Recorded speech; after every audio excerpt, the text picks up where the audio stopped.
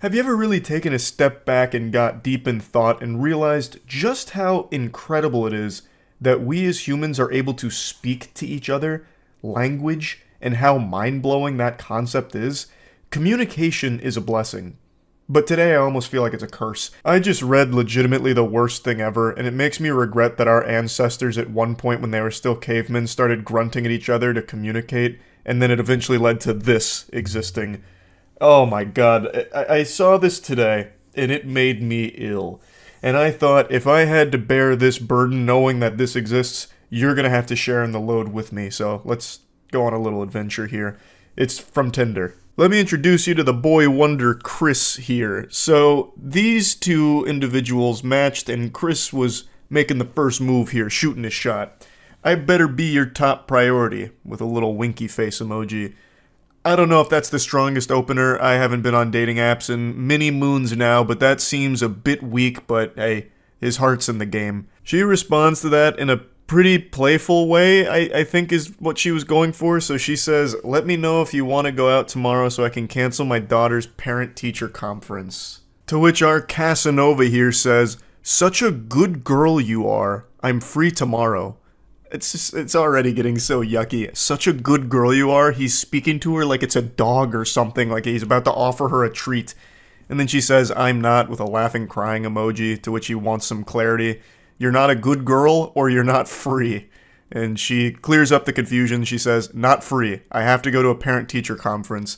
Already, this whole exchange is going cattywampus. The wheels are falling off pretty quickly. And somehow it just continues to go further downhill. A goddamn avalanche of cringe. So he goes, "Damn, I actually thought you'd be fucking bad AF and cancel. Haha."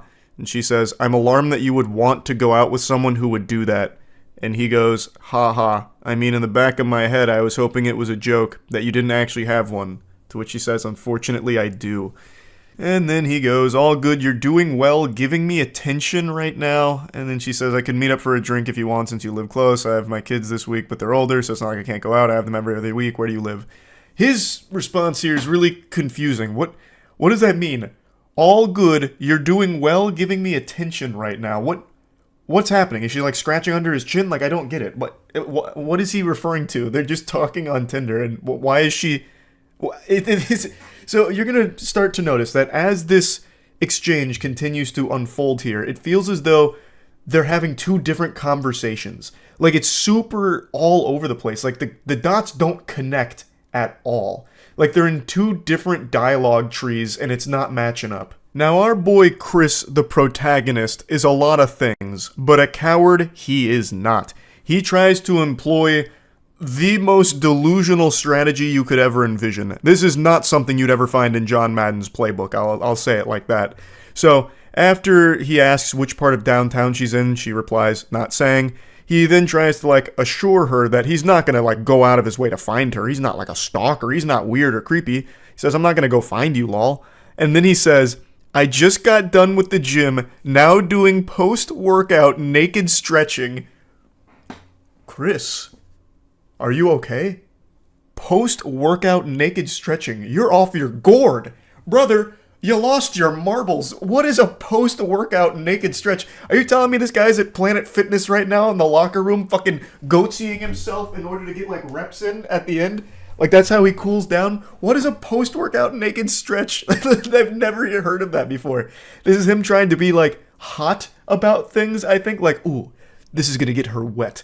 I was at the gym. Pumping iron, praying at the Iron Temple, way min, babe. And then I finished. Biggest pump of my life. So obviously I took my pants off, put both legs over my head, and hung a 5-pound kettlebell from my erect wiener. Hold for 30 seconds for 3 sets. It's the only way to conclude a good workout. Like, what the fuck is even happening? I don't know why he thought this was a good idea. Like, unless he's like an OnlyFans creator or something, and this is just content that he films, like the, naked yoga that you see on YouTube or something.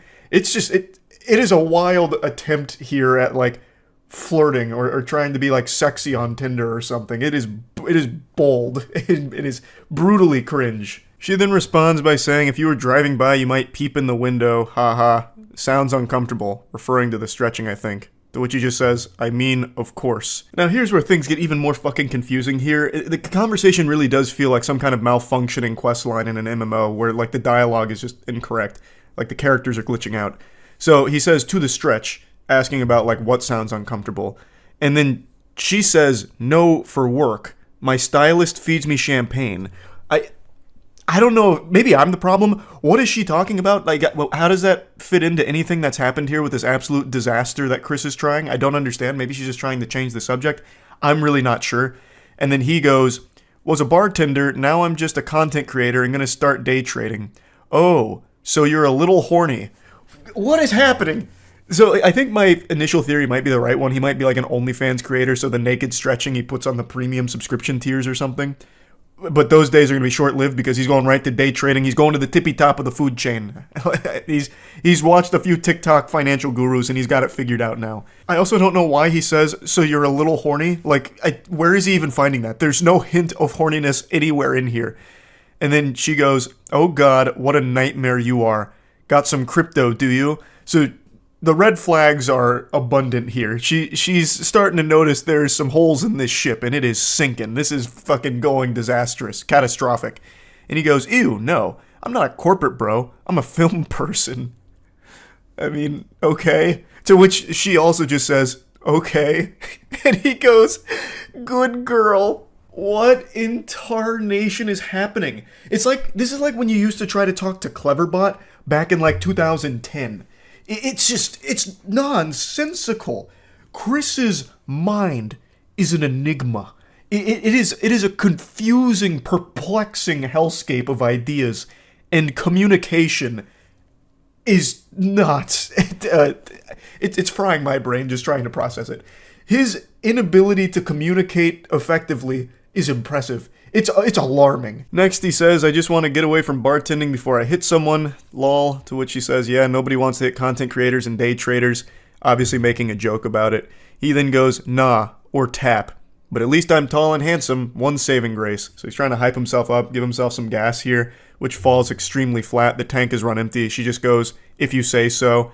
And then he tries to save it by saying, a focus group told me, wasn't my say. His attempt at being playful, like, oh, I would never say this about myself. It's what everybody else says. I'm tired of hearing it, actually, about how fucking tall and handsome I am. And then she says, I like short guys. He goes, how short? And she says 5'7" to 5'10". And this is where it got personal for me. A dagger to my heart.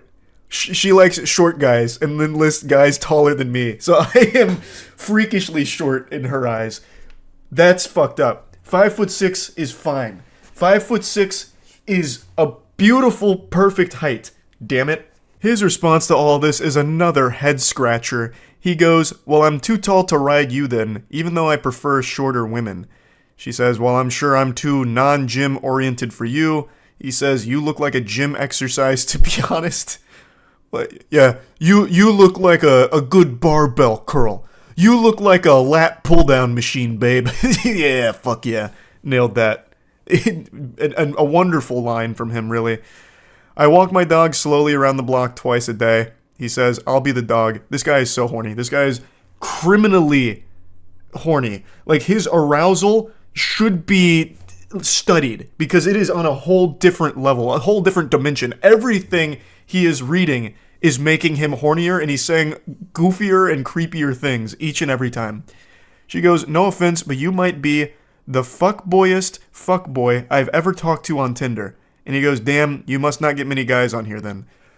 You could get 1 million guys, and I still think this guy would be up there in like the top 0.001% of outrageously horny weirdos.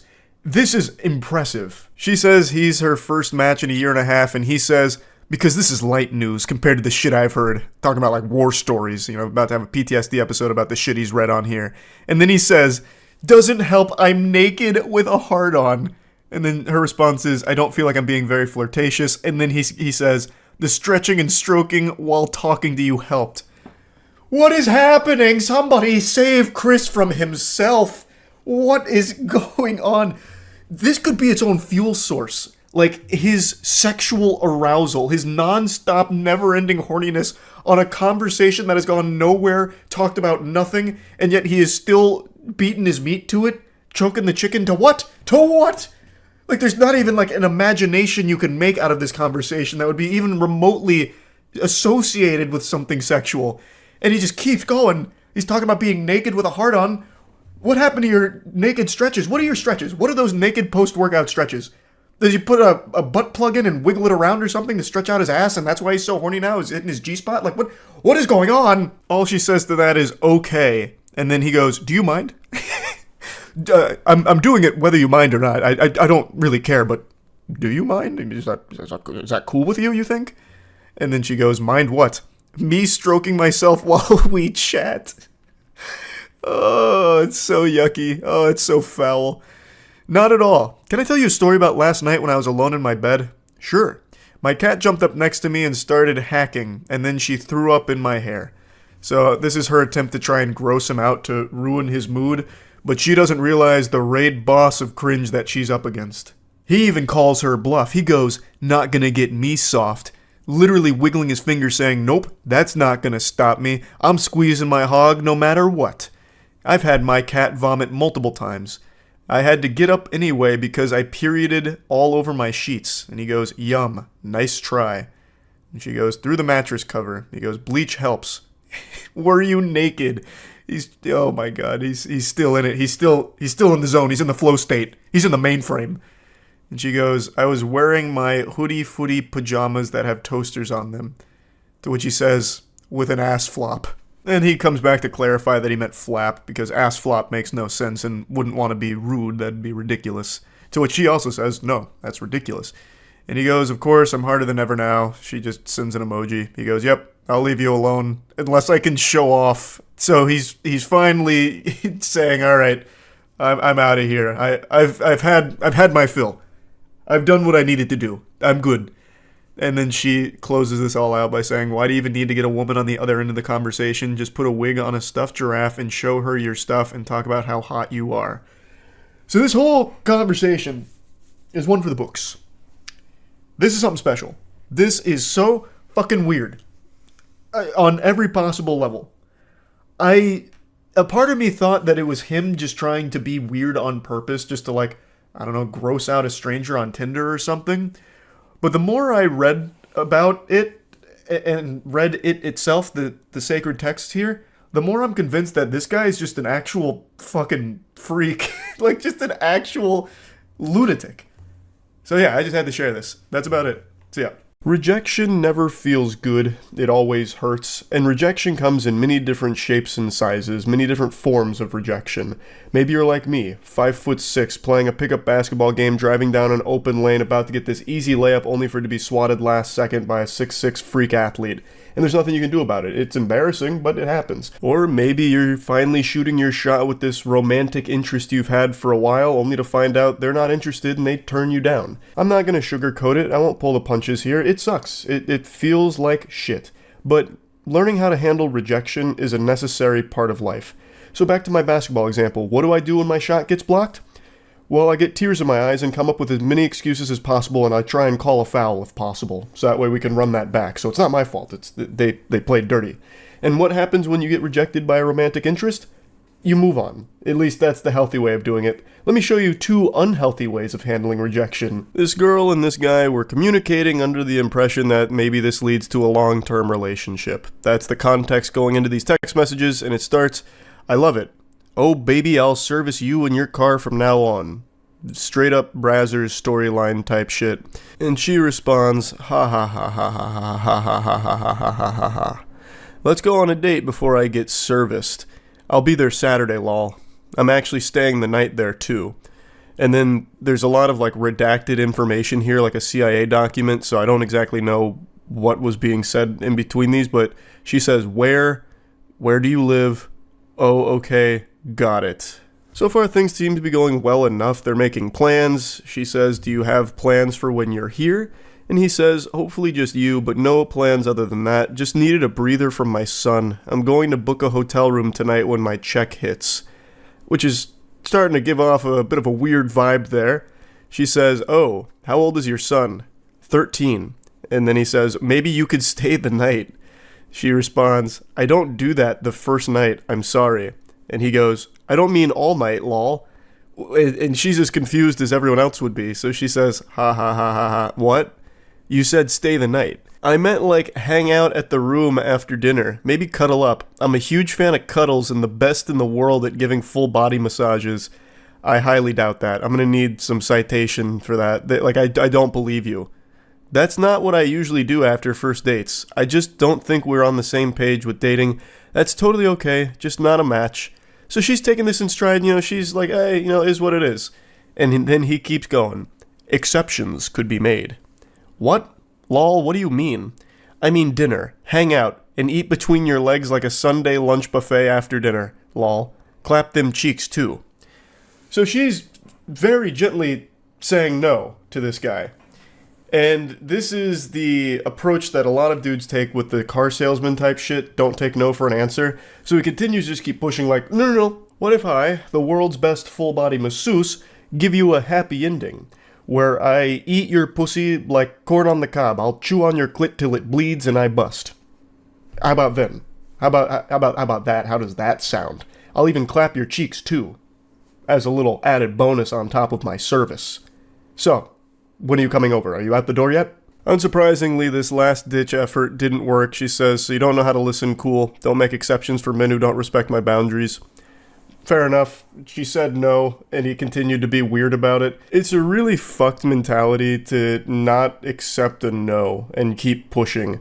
It's just creepy behavior that's never going to amount to anything positive ever. When someone declines something or tells you no to something, you should really accept that, respect that, and just move on. It's not like you're going to change their mind by being an annoying pest about it. Like, oh, wait, what? Rejection? Wait a minute. You're not thinking this through. What if I clapped your cheeks? You failed to think about that, didn't you? Yeah. So if I clapped your cheeks, now I assume you won't be rejecting me? What do you mean you're calling the police? This one's a masterclass on how to respond to rejection like an unhinged lunatic, so this one's getting extremely angry when getting told no. I don't know what the conversation is here. These two had met on like a dating app and they were talking. He says Mario, so perhaps the question was, who was Luigi trying to save in Luigi's Mansion? I don't know, maybe they were playing a trivia game. She says, okay. She doesn't seem super enthusiastic about that response, so maybe she's not a fan of the Super Mario Brothers. Who knows? But anyway, he says, how was the mall? Get anything good? She says, no, I didn't look. I was just returning something. And then she sends a picture of herself in an outfit. And he goes, oh, that looks really good. Gotta get you some lingerie. Admittedly, I don't exactly know what happened in between the last text we just saw with him flirting and then these. He goes nuclear here. He goes full fucking scorched earth out of nowhere. So I'm thinking that there's some text messages that were exchanged in between these two, so we're just missing an entire chapter of this anime arc that he goes on to reach the villain status. So she says, I don't want to drive to blank for blank, I don't have enough gas. And according to the context she provided, they had apparently had a date scheduled, but she had to cancel last minute because of something school related, and now she was texting him back just to talk today. And there must have been something in between him saying, we gotta get you some lingerie and this. I just don't know what it could be. Maybe he invited her, like, to another place, and she just said, no, I don't have gas for that. But anyway, he responds, oh, alright, that's cool then. Didn't know all that, lol. You said you had some school stuff the other day. Now is gas, lol. You dirty, fat, sloppy, broke piece of shit. You got no gas, but got gas to go to the mall window shopping, lol. Thanks for making my morning, lol. And she just responds, lol. He just desperately tried to spam as much hurtful shit as he could think of quickly, like in a League of Legends game when you get mad that your bottom lane's feeding or something. How else are you going to respond besides just laughing at this pathetic tantrum? So she hits him with a lol, which only sets him off even further, so he sends her picture back to her in order to keep insulting her. Yeah, this shit is funny, lol, fat ass bitch, you pushing what, almost 190, 200? I almost find it fascinating how anytime one of these weirdos gets their feelings hurt, they always resort to just like, well, you're fat anyway. You're fat. Like, it always comes down to that. The second that they get rejected or told no or something's not going swimmingly in their eyes, less than satisfactory, they always default to fatty, that kind of shit, and then just go on this, like, long-winded rant about, like, actually, I'm the nicest guy the world's ever known, and I was doing you a favor by showing interest. You're fat at the end of the day. That's the big... I didn't want you anyway. I'm not crying, you're crying. This one's just a little bonus, a cherry on top of the rejection cake. It's not exactly rejection per se, it's kind of adjacent. So this is somebody's ex who just texted her out of the blue. He says, "You dead yet?" That 4:22 a.m. crack pipe's hitting a little different today, so he gets bold and brash and says, "You dead yet?" to her. And he doesn't get a response right away, so then tries to get a little more edgy. And then says, "I'm going to fuck on top of your grave and smear dog shit on your tombstone." And this does get a response from her. She just says, "Get a hold of yourself." That line from her made me giggle so hard I had to throw this in here. You have this unhinged weirdo texting at 4:20 a.m. asking if you're dead and then saying that he's going to smear dog shit on your grave while having sex on top of it. There's so many logical inconsistencies with that. A, who's going to agree to have sex at a cemetery on top of a gravestone? That's just guaranteed to get some, like, demons and spirits haunting you for life. And B, why would you bring dog shit with you to have sex? Even if you found a willing participant here, I feel like if you brought a bag of dog poop with you, that's immediately going to ruin the mood and you probably won't be having sex. Like, this just doesn't make any sense. This guy's spitting a bunch of nonsense here, a bunch of mumbo jumbo. And she just immediately calls him out on it, saying, just get a hold of yourself, you weirdo. It's so good. I just had to include that in here. Again, it's not exactly rejection per se. Like, it's not in line with the other two, but it's just something that I had to toss in. That's really about it. See ya. I know many of you read the title and assume that this is clickbait or exaggeratory, but it's not. You may not believe me yet. Wait until I show you the evidence, the proof. This is the most unhinged individual we've looked at yet. He's equal parts frightening and fascinating, tiptoeing on the fine line between intrigue and how are they not locked in Arkham Asylum.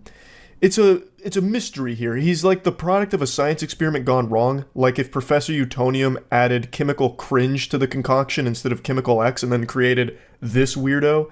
Since I've been down this rabbit hole, this bender of consuming awful romantic texts and bad dating stories and bad dating videos and all of that, this guy is now at the top of the tier list for the weirdest. Like all great fairy tales, it begins over Facebook memes. So he says, "Did you block me on Facebook?"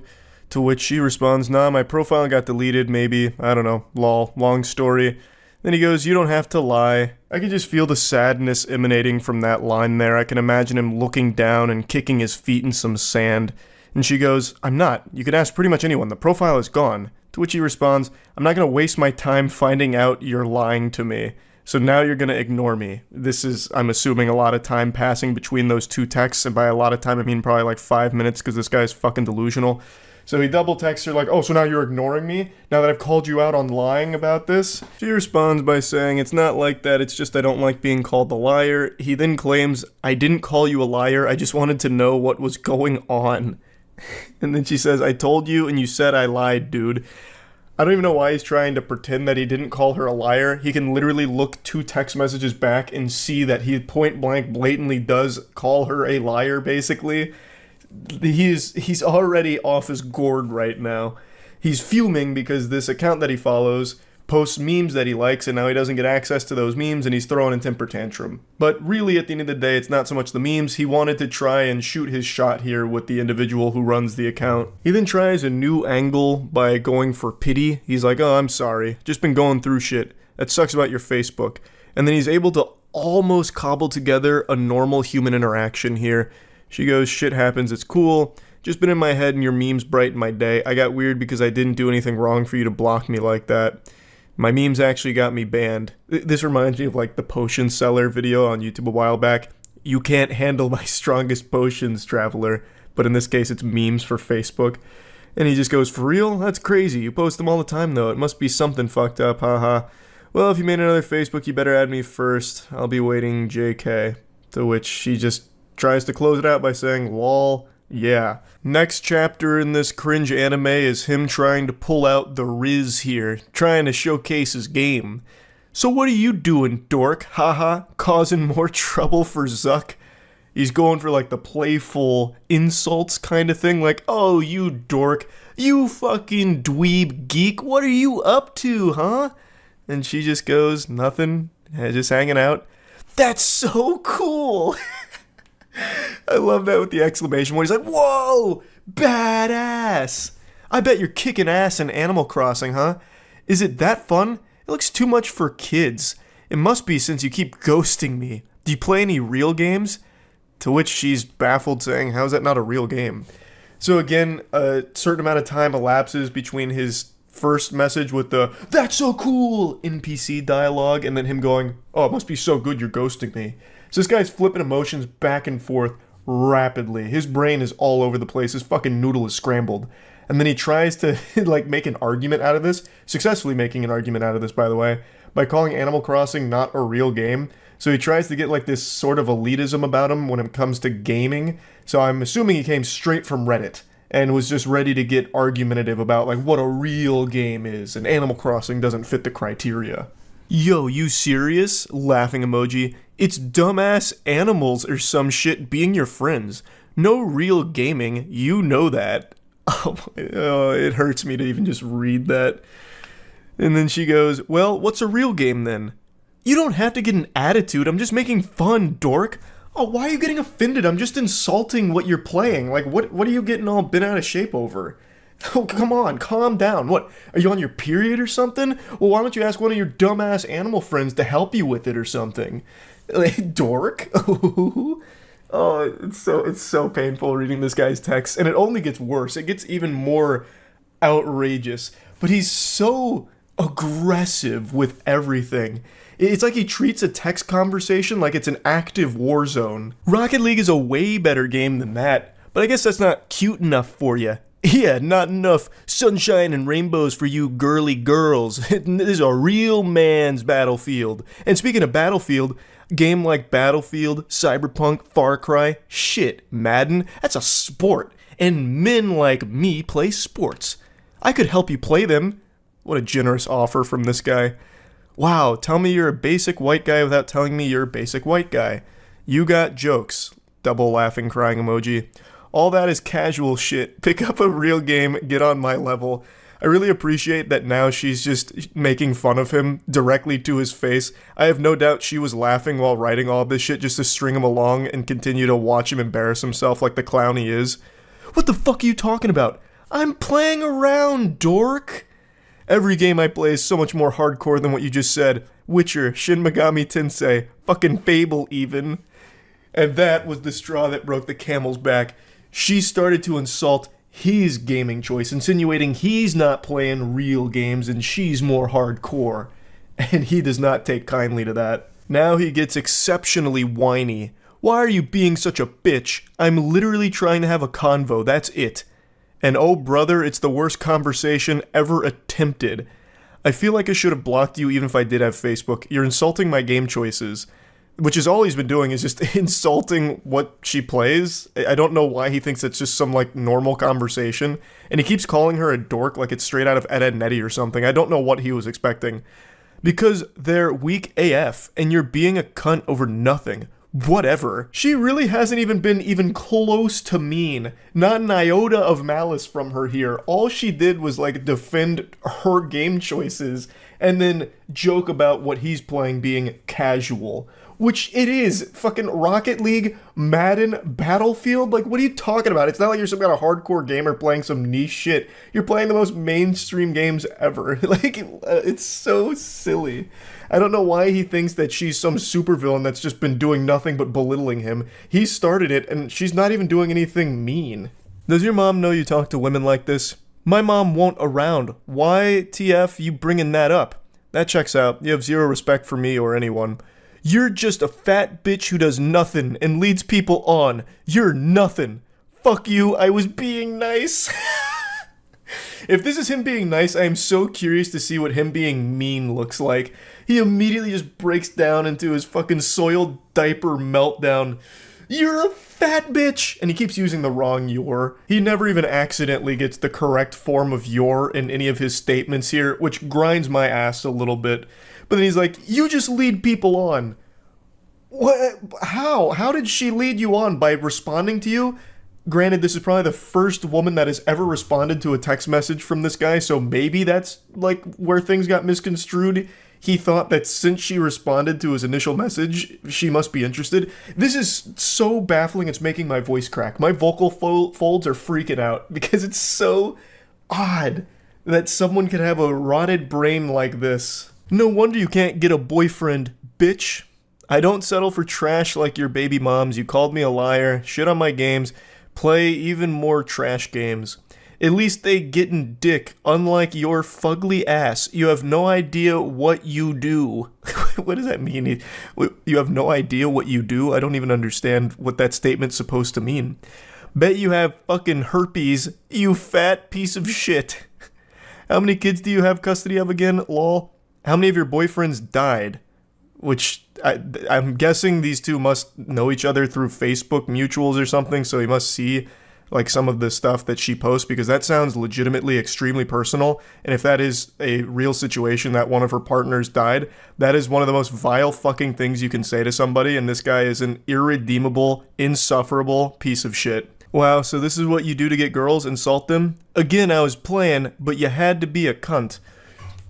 What do you mean you were playing? Your whole thing was just being aggressive from the start by just constantly spamming the word dork while insulting her playing Animal Crossing. She then continues to just take the piss, so she goes, okay, I'm sorry, I've been going through shit too. How are you at Rocket League anyway? And then immediately he just simmers down, he's back to like good boy status. I understand, I'm sorry too. Going caveman mode. I'm pretty good, I can show how to level up. What's your ranking? Platinum.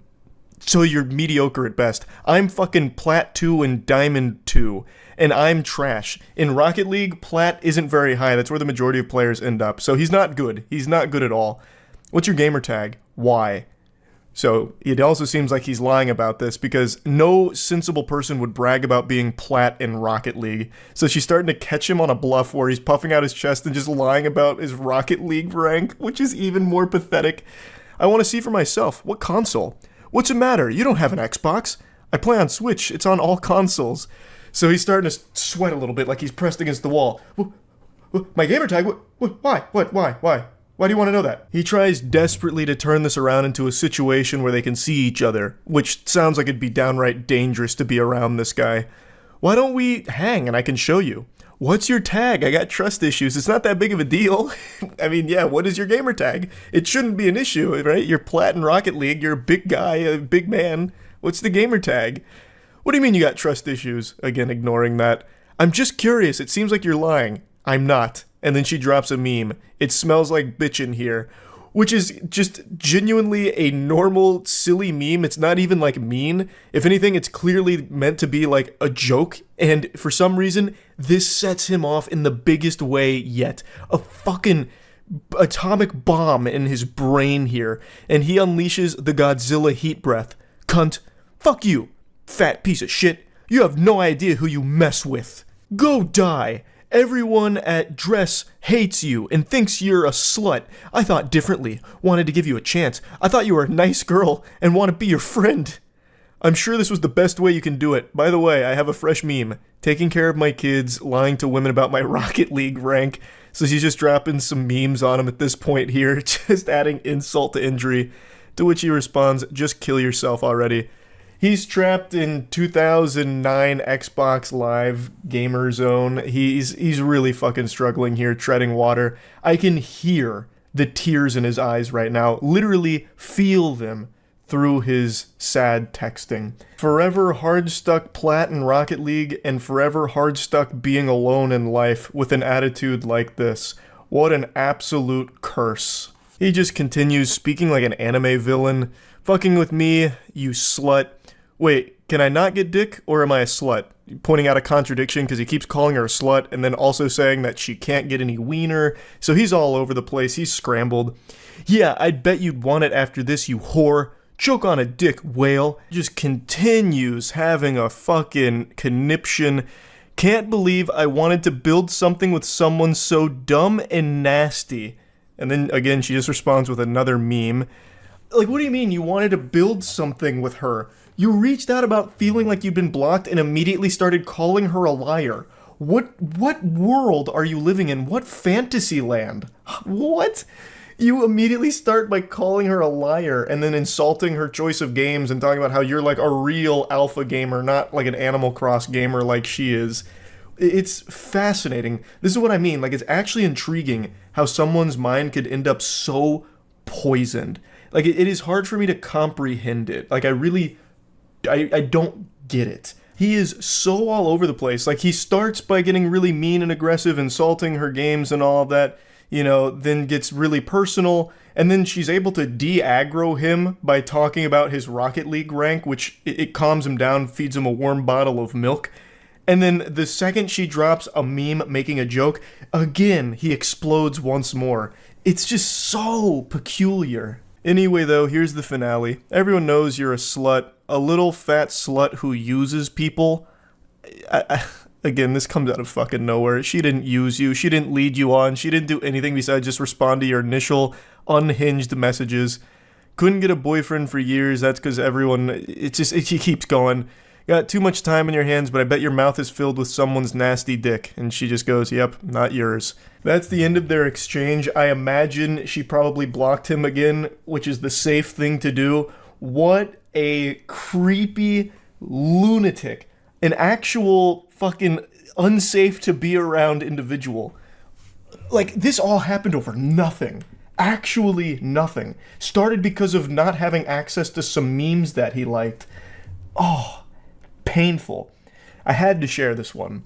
I think this is now at the top of the food chain when it comes to like creepy people through, romantic text that I've been diving through. This one is a rough one. So yeah, that's really about it. See ya.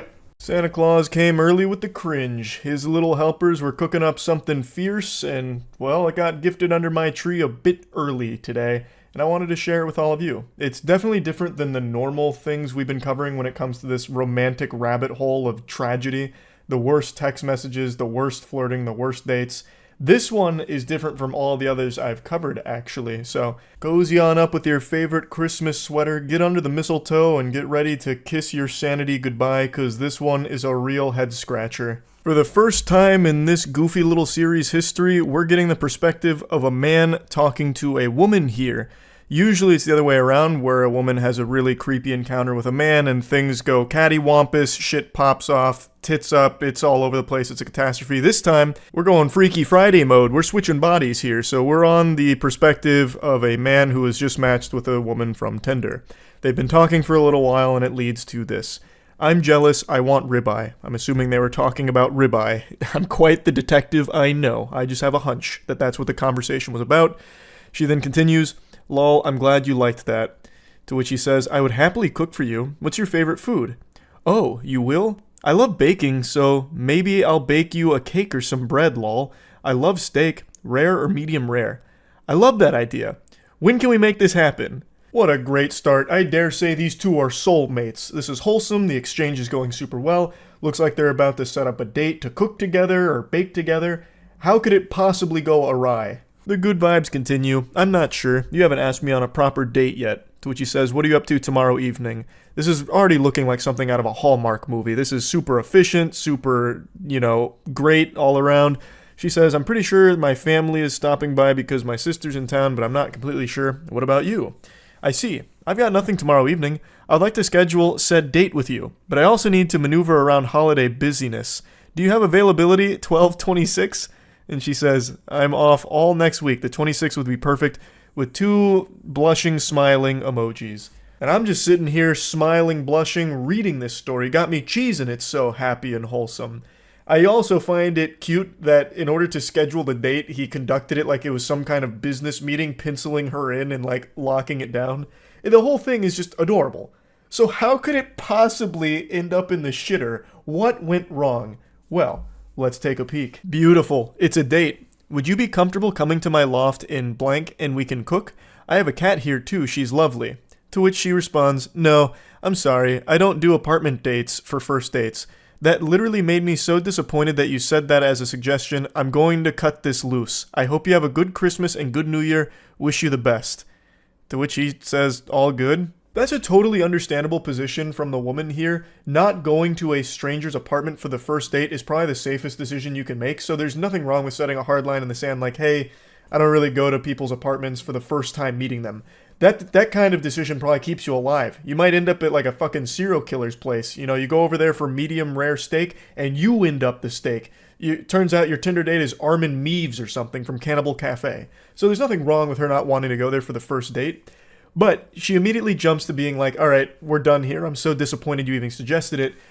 Even though they were talking about cooking and baking together. It's not like he just pulled this out of his ass like a nefarious plot where he was rubbing his hands together and came up with this scheme. They were talking about cooking and baking together. How are you supposed to do that together outside of a household or an apartment or something? There's really no way to do that, so it should be pretty obvious why he suggested it. And he wasn't pressuring her into it. He even said, if you're comfortable, here's an option I think would be fun, since we've been talking about cooking and baking. He wasn't like poking her or trying to bribe her into coming over there and set a trap or anything. He was just putting the offer out there.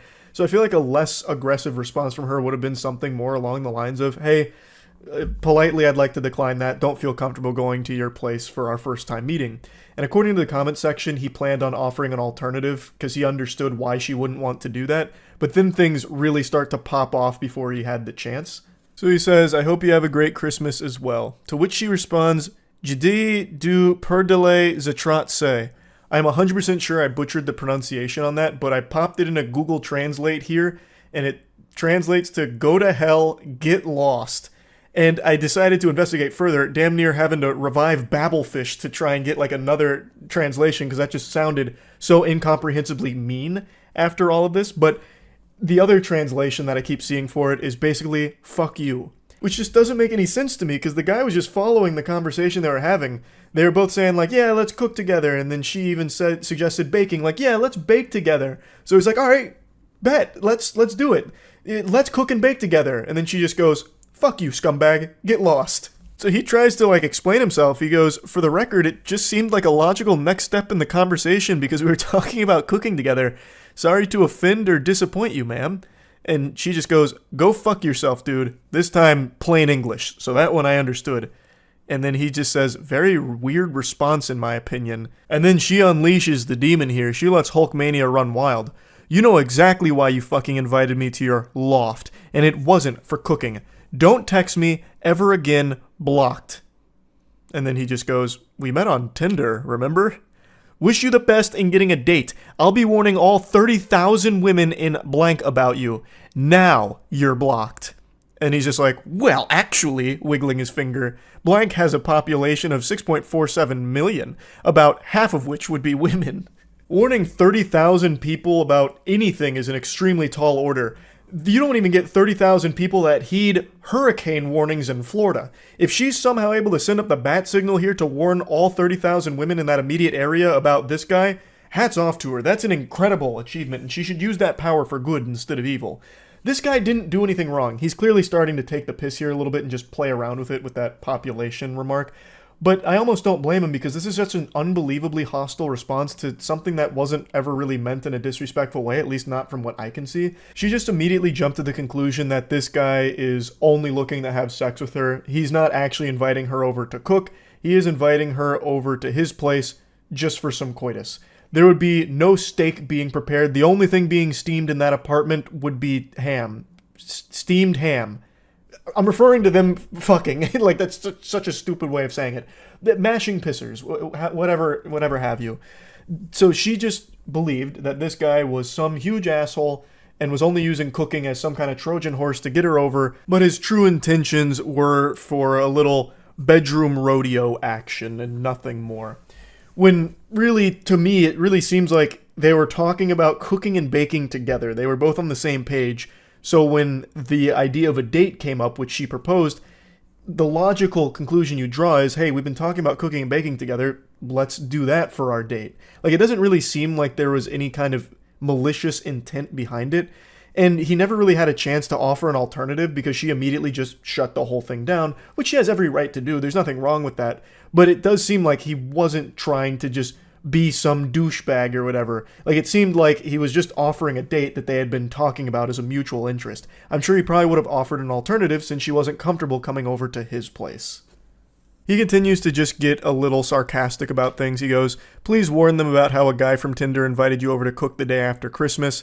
To which she says, dude, I'm in multiple groups totaling over 500,000. With your face, LMAO, you won't be getting no play unless you pay. Good riddance, Roach.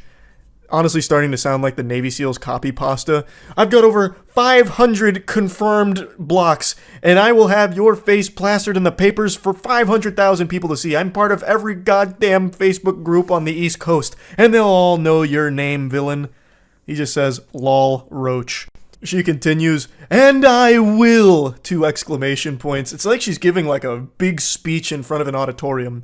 I'll let them know you tried to fucking invite me to your pathetic ass apartment for an easy lay masquerade as a cooking date.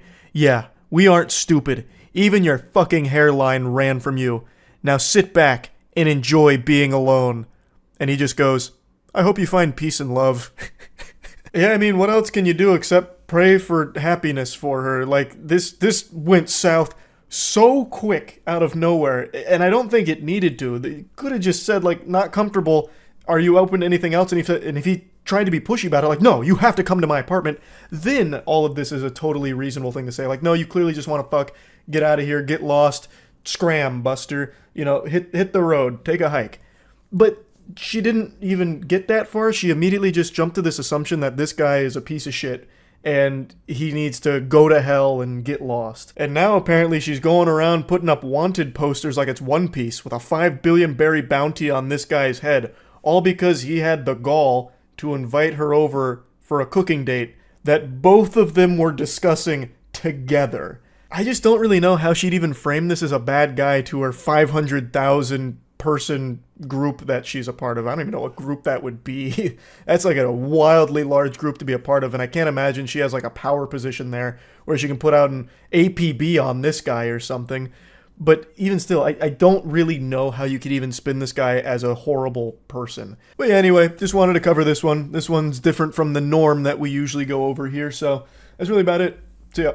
Hello and welcome back to Weirdos in the Wild. The best way to start your morning is with a big frown on your face, so get ready to wear that with pride.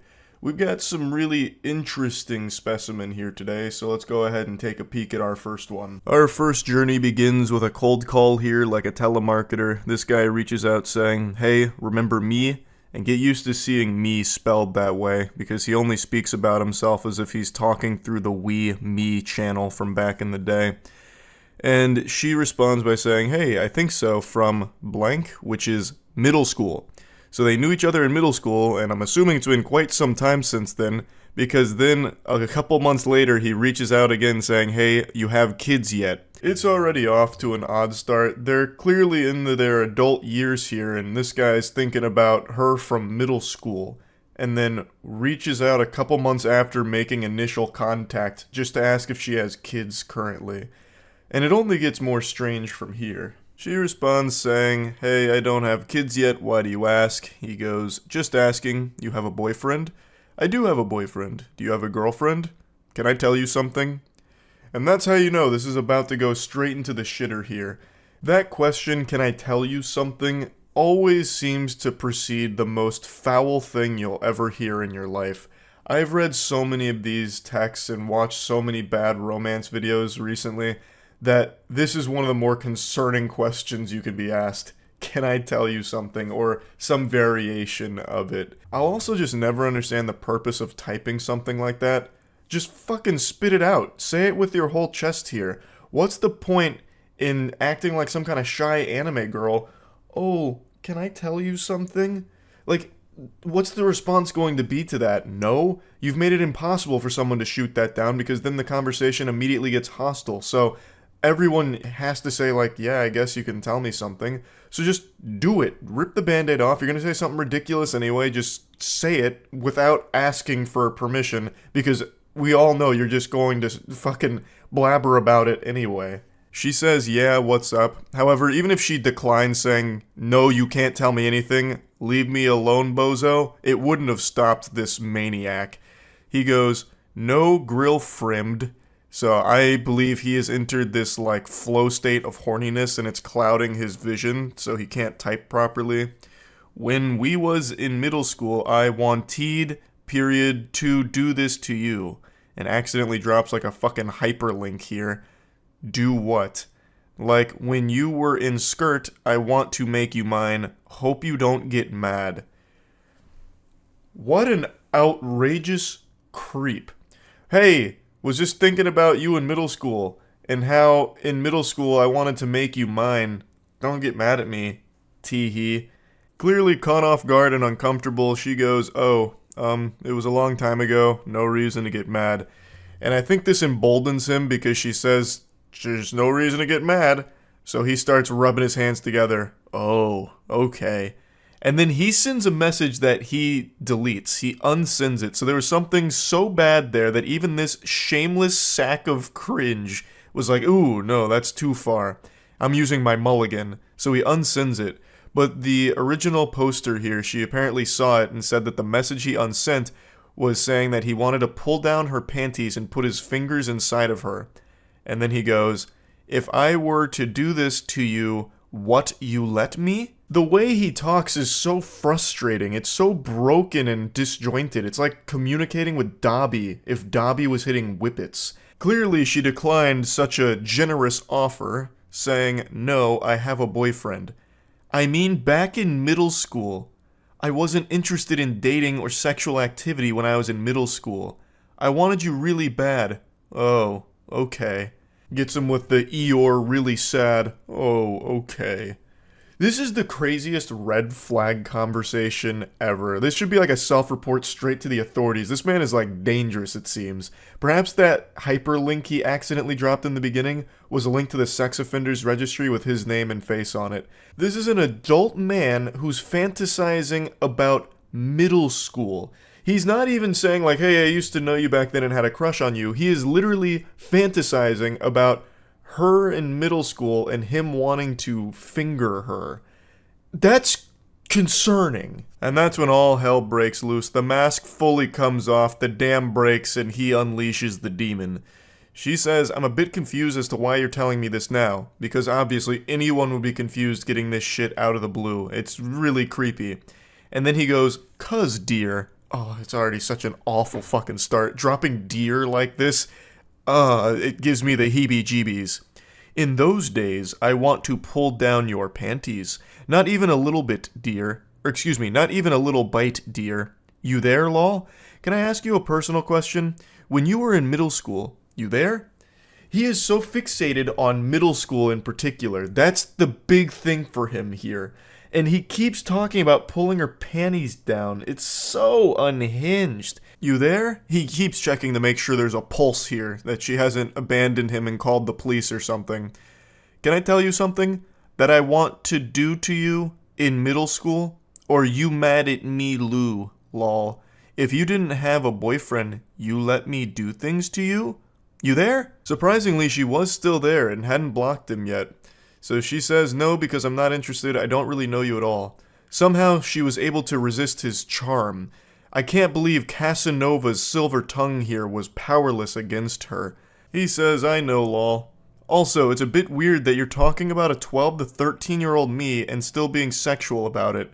Exactly. It's so fucking weird. And then he just goes, hope you not mad at me for this things. And she says, please don't contact me again. The vibe I get from this guy is Freaky Fred from Courage the Cowardly Dog. Just reading what he keeps saying to her is so unnerving because he's talking about a middle school version of her. He's trying out that sexual predator riz here, I guess, and it did not work at all. I'm gonna bless you with a little bonus one here. Let me show you how not to flirt with someone you're interested in romantically. So it seems like they were talking a little bit before these screenshots were taken. He says, you play video games? Like, other than Candy Crush and Pokemon. And she goes, yep, what gave it away? Cool. Not many chicks that are, like, into real games. This is just your classic flop from a Redditor gamer, bro. Ugh, girls only like Candy Crush or Pokemon, fucking Sims or Barbie Jeep Racing. They don't like real games like me, a fucking man. Call of Duty, Battlefield, BioShock, big rigs over the road racing, Madden 24. But you're different, m'lady. You're not one of those normal chicks that likes those fake games. You can appreciate these gems that I like. Most chicks can't do that. I don't know why. Must be periods and pheromones or something, but you are rare, milady. You like real games. Like, I just don't know why anyone would try something like this. It's just immediately confrontational. It makes you look like a whack loser. And everyone knows it too, so she calls that out saying, really? Gonna try that one? Because it's so pathetic. And he goes, what? It was a compliment. And she just says, whatever. And then that really sets him off. So, a guy who you are already desired to be intimate with gives you a compliment, you get bitchy? And then he doesn't get a response, obviously. And then it comes back later saying, are you ignoring me now? She said, you live in a different country than me. But the fact that he immediately just gets this out of control, like, what? It was a compliment. What? Most girls are stupid. Girls go to Jupiter to get more stupider. You didn't go to Jupiter. You stayed here with me, playing real games. Why are you getting so bitchy about it? I was being nice to you. Oh my goodness, nice guys never win. And now you're ignoring me? Oh god. He also just types like a Redditor. Like, his response being, why? A guy who you already desired to be intimate with shows you a little affection and gives you a little compliment and you get bitchy? Like, that is the actual quintessential Redditor response right there. Just go full Poindexter on it. A man who you had already desired to be intimate with gives you a compliment. Then the whole conversation goes cattywampus and he decides to bring out the claws and just get mean. You're a fucking cosplay girl. It's not like it's real work. You get paid to be hot for people. And then she just goes, yeah, it's not going to work. Don't text me back. Goodbye. Totally reasonable response. This guy's just immediately shitting on her for nothing she did wrong. She's done nothing wrong at all. This guy's just a loose cannon. Women like you are always so sensitive. I'm just being honest about things. If you can't handle that, I don't think you intellectually compatible with me. Oh, all the Reddit check marks are being ticked right now. I'm very sorry that you feel like I was being mean or sexist or whatever, but I wasn't. I hope you learn to be less bitchy. Men don't like that in women. And you're already past your good years. And they say chivalry is dead. That's how you do it, gentlemen. Excellent work here, and I have no doubt they're getting married soon. So he blames her for everything that went wrong. He seems to think she was being unreasonable and that he was just being honest, which is crazy. It's so sad how a conversation can go from seemingly normal to just being extremely combative because this guy is very insecure, I guess, about his video game taste or something. I have no idea. But he brings up video games in a hostile manner, saying like, oh, most girls don't play real games, but I guess you're not like most stupid girls. Like, I don't know why he can't see how no one would ever respond positively to that. And when she didn't respond positively to it, he immediately says that she's being bitchy. Just the slightest sign of her not really feeling what you just said there, and he just gets aggressive, and then gets even more mean and rude and nasty, and then still probably walks away from this thinking it was her fault. It's craziness. So he'll probably stay alone for most of his life, but luckily he's got so many great games to play by himself. So there's a silver lining there. At least he's a real gamer with those real games by his side. That's really about it. So yeah. Over the last couple of months, I've analyzed more text messages than the FBI. I have been glued to bad romance and flirting like a moth to a flame. I've been wandering the deepest, darkest pits of filth. It's like in Space Jam when Michael Jordan gets sucked into the golfing hole. I've been sucked into the asshole of the internet, and all I see is cringe down here. But today, there's a new ingredient being added to this concoction. The recipe had a chemical X. Crime. This got posted to Reddit earlier today, and a lot of people sent it my way, and it actually reminded me of a real criminal case that happened back in 2022, and I actually found the case again through the comment section of this post, because I couldn't quite recall all the particulars of it, but there is a lot of similarities shared between that criminal case in 2022 and these text messages that this individual is showcasing here. So it starts with this girl's coworker messaging her out of the blue saying, "Hey."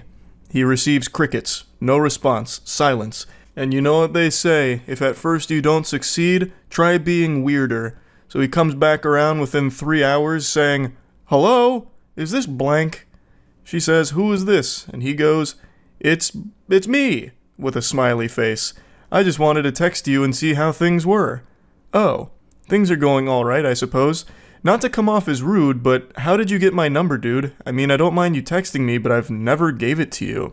And that's when he lifts up the curtain and breaks the magician's code, revealing his secret method. I just grabbed it off the contact sheet in the office room. Hope that's alright. To which she says nothing in response because that is fucking creepy. She never gave him her number. He just went out of his way to find it from their workplace. Yucky. But he comes back around saying, "How's it going?" And he just keeps going, throwing questions at the wind here, hoping to receive even the slightest semblance of life on the other side, not realizing that he has already scared her by snooping around tracking down her phone number without ever getting it from her directly. So it's already super creepy to do that. So he says, "How was your New Year's?" No response. 2 days later. "Sorry to keep texting, but what are you up to today? If you're free later, I'd love to go out." I will never understand that kind of shit right there. How can you be so deluded and lost in your own little fantasy land Narnia that you think there's even an iota of a chance that she agrees to go out with you when she has ignored your messages for 4 fucking days? Like, what is the thought process? Scratching at his chin. Maybe she's playing hard to get. Perhaps she's just been truly swamped and has been really wanting to reply to me but just might be a bit shy and doesn't know how. I know. I'll go ahead and invite her out with me. That should make her a lot more comfortable. And he goes a bit deeper. "I know you're probably busy, but I could pick you up too, so you wouldn't have to take the bus anywhere. If you wanted to go out, that is. Sorry to keep texting, but I don't want to be out too late, so I'd appreciate a response at some point, smiley. I'm heading out to get coffee now, so if you want to join me, just let me know." "Ma'am, you better hurry. The choo-choo train is leaving and Mr. Perfect is going with it. You only have one opportunity to get coffee with a gentle sir like this, so you really gotta play your cards right." She declines, saying, "I would appreciate it if you didn't text me unless it's work-related. I don't really know you, and I'm only blank. You're 5 years older than me, dude. This just feels creepy." "I didn't mean to be creepy or anything. You're just pretty, and I thought it would be cool if we got to hang out, smiley." "No thanks. That's honestly so weird, and if you continue to ask, I'm going to talk to Lean about this." I'm assuming that's like their supervisor or someone higher up at the place they work. And then he goes in deep. He says, "I'm not gonna lie. I've been thinking about you a lot, and I just want you to spend time with me. What you said the other day just felt rude. At least try and give this a chance. I know you're probably not awake, but I've been up all night thinking about you. Not going to lie, sometimes I like to take pictures of your ass while you're in the drive-thru window and I jerk off to them in the bathroom." I'll go ahead and take a courtesy pause here to give everyone a brief respite and let that nugget marinate in this sauce here because he just dropped a real heavy, spicy meatball on the plate. And when I first read it, I certainly wasn't ready for that because that's just openly admitting to a crime. I'm not a sheriff or anything, but I'm pretty confident that that's illegal. He'd probably be taken away in handcuffs if this information got out, which it should. She should absolutely report all of this. Now, somehow it actually only gets worse from here. This is just the beginning. He's showing his true face, and man oh man, is it an extraordinarily ugly one. I know that's messed up, but imagine if we fucked in the work bathroom, or if we went out in public. I honestly just love the idea of having a little helpless bitch under my control. I know you're so much younger, but you should give it a shot. Older men can be so much fun to be with. No one at work would have to know. Hello? Sorry for calling, but I'm really lonely and you haven't replied to me at all. Since the text messages are going unanswered, I guess he's resorted to actually just calling her, which is also being ignored, obviously, because that's the safest thing you can do is ignore it.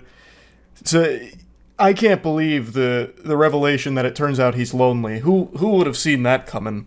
With smooth talking like this dude's got all the game in the world. This man's a fucking apex predator, a grizzly bear, a champion of Riz here. I can't believe that he, of all people, would somehow be lonely. What a curveball. He then tries to brush all that under the rug, trying to apologize for it. Sorry about last night. I got carried away. I know you're probably not even reading these, but I hope you have a good day, smiley. I'll be thinking of you. I really don't see an issue. It's not like a romantic date or anything. It would just be getting coffee and food. And if you were in the mood, we could always go to my place to watch a movie. I know it sounds creepy, but why not just get out and enjoy the day together? What in the hell is even that? What are you talking about? It's not like a romantic thing or anything. You were just talking about fucking in the workplace bathroom. And then you were talking about having a helpless bitch under your control. What do you mean it's just coffee? You're already showing how extraordinarily creepy and perverse you are. What are you yapping about? He's blabbermouthing about a bunch of hooey. And that's when she finally does respond to all this and says, "Alright man, I'm probably going to report you to the police. You know damn well that I'm underage and you're texting me in the middle of the night like that. Fuck off." And then he drops her address and says, "If you continue to ignore me, I'll just make it so you can't. If you tell anyone, I'll make this even worse for you." So it turns out she's underage, and he was well aware of that fact. And he also would have been even more aware of that fact, considering he snooped through the confidential workplace documents to find her address and her phone number. So it would have been abundantly clear that she is underage, and he didn't care. He still went for this full throttle. So he's also a pedophile on top of all of this. Now, he concludes their conversation by dropping her address to obviously try and scare her, letting her know that he knows where she lives and he can always pay her a visit. And a lot of people in the comments, and I think a lot of people in general, would assume that that's just supposed to be like some kind of scare tactic to get her to not say anything.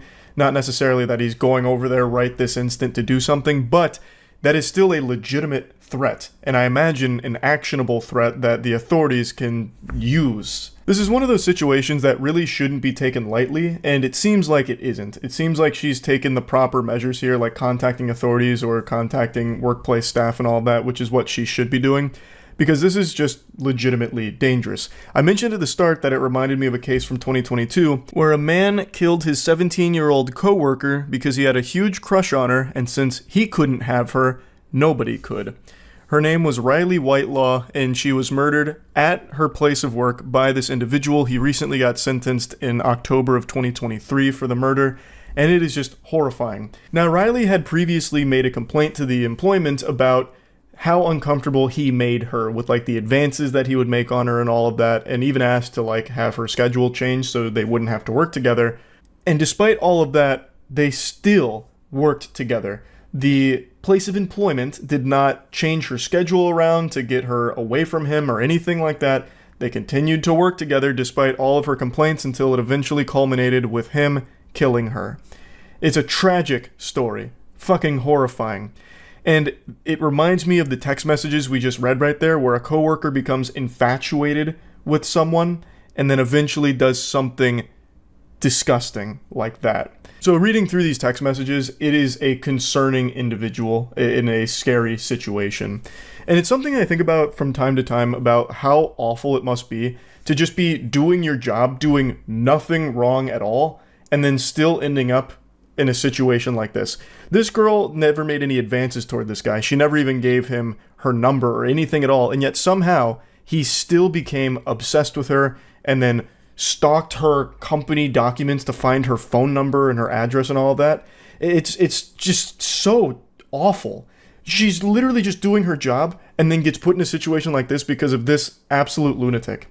So yeah, just wanted to talk about it a little bit. I think situations like these should always be taken seriously. Like if a coworker or anyone for that matter starts to get like a level of obsession with you that it becomes a bit palpable, that you can start to see it, it immediately needs to be something that you take very seriously because you never know where it could lead. And I think that is just always something that needs to be handled with real care. So just wanted to go over this a little bit. That's really it. So yeah. The specimen I'm about to expose you to is extraordinarily cringe, like this SCP weirdo that I'm about to unleash before your eyes. But I want you to take this as an inspirational motivator because somehow this goober was able to get into a serious relationship for the last 7 months. And if he can do it, anybody can. Alright, now let's begin our journey. This is a 26-year-old woman communicating with her 29-year-old boyfriend. Now, the previous night they had an argument, which we'll get into in a moment because it's crucial to the lore here of what unfolds. Now, this is the next day. She says, "Had some honey chicken with rice and broccoli from blank. How about you?" He responds with a Naruto gif, which is already an incredible start here, and goes, "That sounds good. I had a muffin and cheese lol, by the way. The call yesterday really sucked, but the New Year's Eve call was very nice." She says, "I know lol." and then for some reason he decides to pour salt in the wound. He just digs the knife a little deeper, letting her know that it was probably the worst call he's had, lol. To which she responds, alrighty, well that makes me feel great. I'm heading to bed. Love you, good night. For some reason he thought it was a good idea just to remind her how much he disliked talking to her last night about what they were discussing.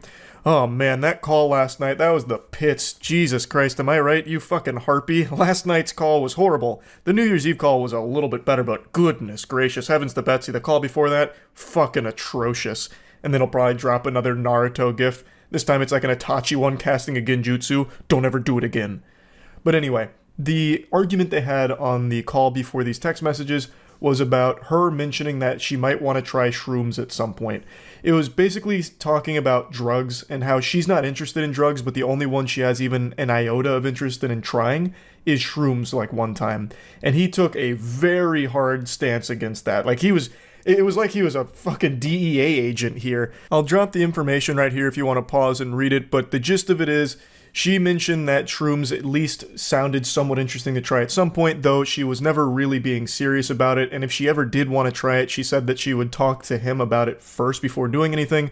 It wasn't going anywhere, and eventually she just said, you're right, I'm wrong, sorry, and tried to move on from the whole conversation. But it looks like that was never in the cards. It's weighed heavy on the mind of her boyfriend, who brings it up out of the blue again, just to remind her how awful the conversation was. In the follow-up message, he decides to just go whole hog and let it all hang out here to just reignite this argument.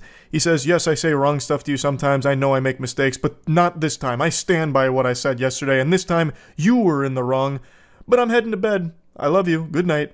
And she reminds him, like, hey, we fully discussed this last night. There was no reason to bring it up again except to attempt to make me feel bad. Just because you're in a bad mood doesn't mean you should try to bring me down with you. She's 100% right. They had already discussed it. There is no reason to keep doing this again, this song and dance.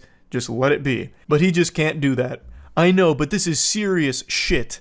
And then he censors the word shit. He puts stars on his swear word like he's a 12-year-old in Twitch chat that has the language filter on. This is a 29-year-old man who is censoring the word shit. And we've only just begun with the exceptionally wacky stylings of this 29-year-old fucking goober. If you use any substitute, I am done with you. And I'm sorry I say this because I care about you too much, and you're much worth more. And you're much worth more. I don't, that's all over the place. I think he was just so angry. I mean, he dropped the word shit. You could tell his temper was flaring up. He used a naughty word, so I think he was just scrambling to say words in a panic. And then she just goes, I'm not talking about this. It's fine if you don't have the mouth of a sailor, but why censor it? Just don't even use the word. You could have said poop. This is some serious poop, m'lady. You're talking about drugs. Unacceptable. Why even bother censoring yourself? Oh, it's so cringe. And we've only just begun. She says there's no reason to go over this again. We talked about it. It's over. Drop it. Really just trying her best to move on from this because it's only going to get worse. But he's already too deep. He's already made his bed and it's time to piss his pants in it. Okay, but promise me you won't do it and I will drop the whole thing. She again reminds him, I already fucking told you I wouldn't do anything without talking to you first. Leave it alone. I'm done with this conversation. But it's just not registering in his mind. His neurons are just firing and he's going into flight or fight mode and he's fighting his own demons here. Don't get angry at me just because you had a drug problem in past. That's not my problem. That's your problem. Which is a crazy fucking thing to say to your significant other. Jesus. And she goes, bro, you're being dense right now. Just shut up and leave it alone. This isn't a conversation to be had over text, and we already talked about it on the phone. Just drop it, dude. Now, if you pause to read the explanation for the context around these messages, you'll know that the drug problem he's referring to is her smoking weed when she was 19, and the one time she tried cocaine. That's the drug problem to this guy. He speaks as if he's like a 14-year-old boy who just had a class on Dare, and now he is scared. He can't sleep anymore. He has to go to bed with one eye open and Narcan on the dresser next to him, just in case a burglar comes in and tries to force him to OD on drugs. Like drugs are out to get him and everyone he cares about. And he just keeps spiraling. You have to change that blank. He's literally beeping himself with a sensor. You have to change that beep, stupid attitude. And I'm not your beep, bro. And I'm not your beep, dude. Maybe that's why wow, that's hard to read. The grammatical catastrophe that he's unleashed upon my eyes is really fucking with my brain. I'm not your beep, dude. Maybe that's what you'll call your beep friends. I don't give a beep. I'm not your beep friend. I'm not your beep ex's beep. Remember that. Like, what in the world is happening? This is the most childish text message I've ever seen in my life. It's like a kid melting down on League of Legends. This is a 29-year-old man. And he's speaking like this. He's a fucking boy. He's a baby boy. Why is he censoring his texts like this? Oh, it's so awful. It's so bad. I can't even parse what he's trying to say with his last statement there at the end. I'm not your fucking friend, which is, again, a wild thing to say to your significant other. You're supposed to be their best friend, basically. That's the whole point of being in the relationship, but whatever. But this is where it gets extraordinarily confusing. And I'm not your fucking ex's blank. Remember that. Your ex's what? Your ex's fuck? Remember that? Is that what he's saying? I don't know. What does that mean? And she says, I don't know what your problem is, but directing at me is not going to help. I'm not talking about this. I'm done responding for the night. Have a good one. And he just goes, we done. If you keep going. So full-blown caveman mode now. I will drop it now. Anyway, how's your day? From all of this into like immediately de-aggroing like an NPC in a video game. And he's like, oh, so how's your day? Did you have a good day today? I bet you did. I bet it's better now that you're talking to me, right? And then her response is, it was better before you started this.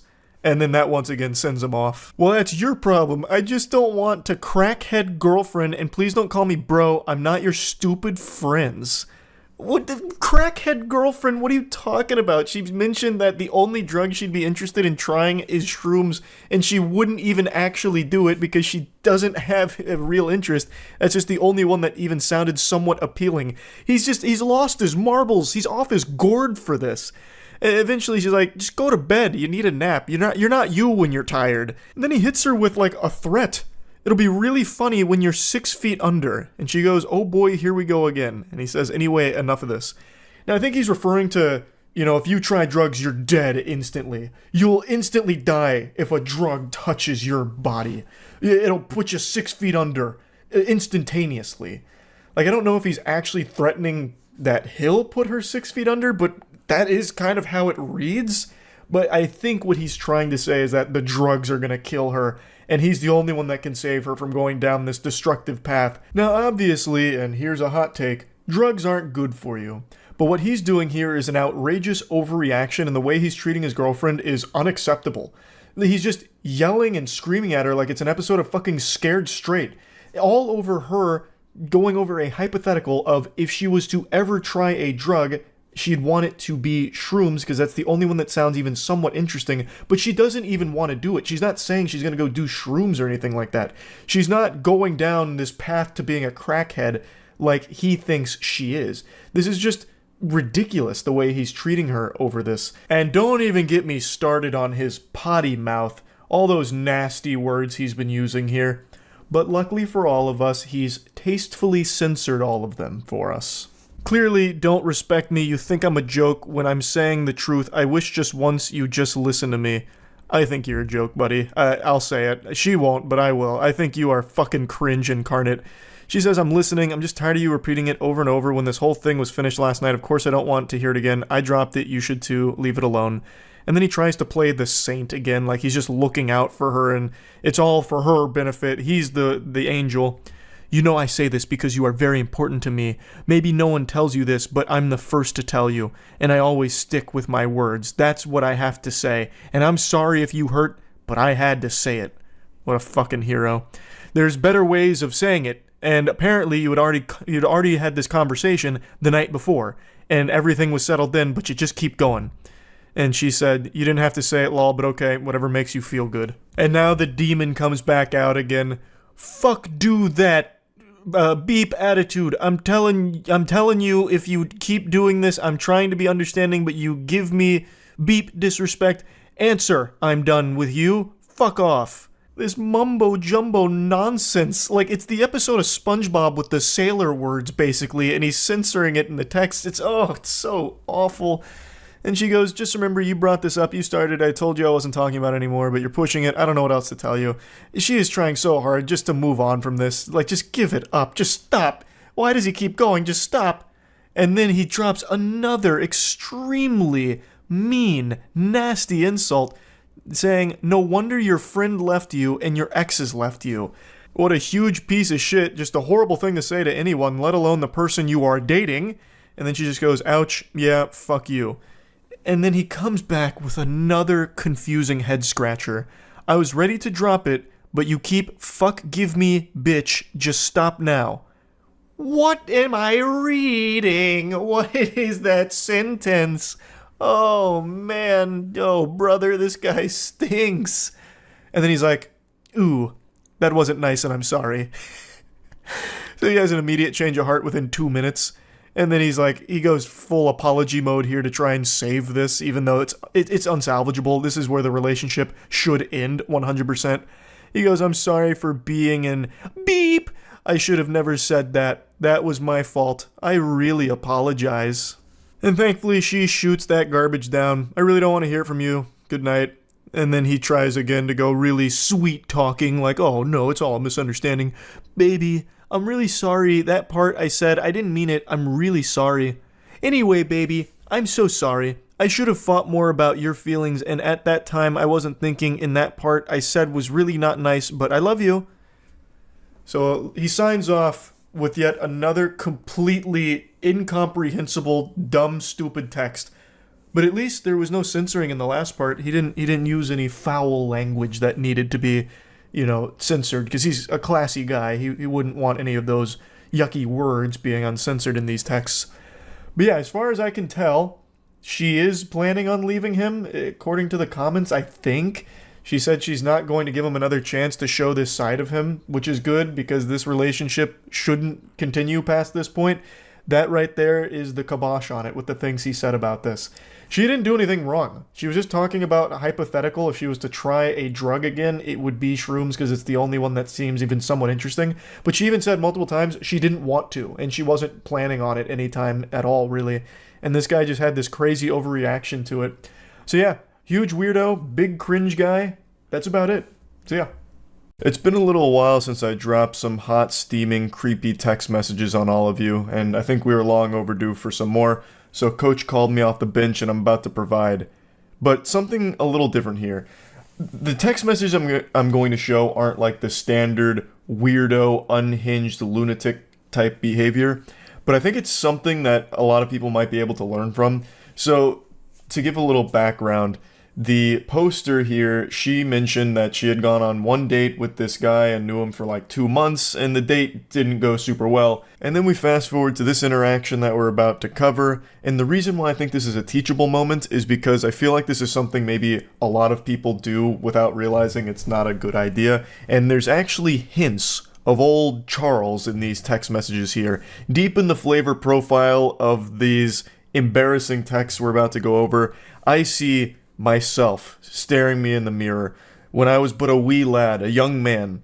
The very first time I got a girl's number that I was interested in, I was giddy. It felt like I had just won the Super Bowl, and I couldn't stop texting her, even when I wasn't getting responses, which is a big no-no. That is a huge, unforgivable sin. You don't do that because it's annoying. And sometimes if I didn't receive a response after my fourth text in a row within a 20-minute period, I'd just be like, oh man, shucks, she hates me. Zoinks, I blew it. And then I'd still send another 3 texts. And I know I mentioned this before at one point, but sometimes I'd get so desperate and begging for a response that I'd send her little ASCII art of stick figures. It's so bad. Actually, I was worse than the guy in the messages we're about to cover, but his is floating around, and I really think it's important that people realize that that's just not how you should communicate with anyone. Not even just someone that you're interested in, just anybody in general. No one likes to just be pestered.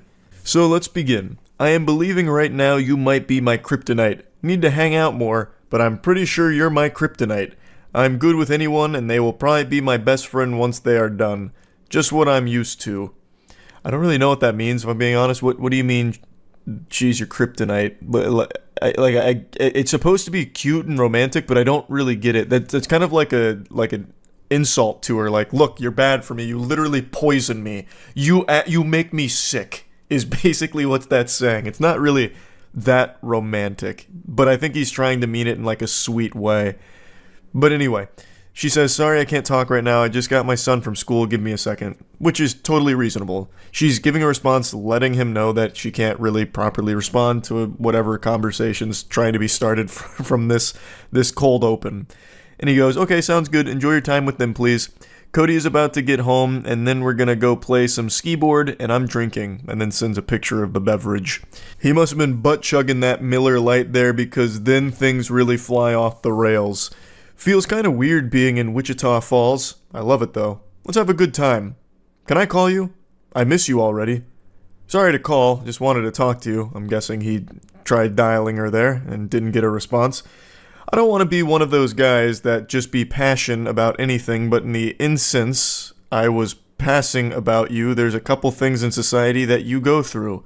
I don't know what type of Confucius wisdom he was trying to drop there. There's a whole lot of words in that vomit, and none of it translates to anything in that sentence. I don't know what was even said there. That is a real head-scratcher. Where's life and just live, but nothing truly measures to you meeting up and having a good conversation. I like you. I like you a lot. My friends coming from all destinations have a party tonight. I hope you're there.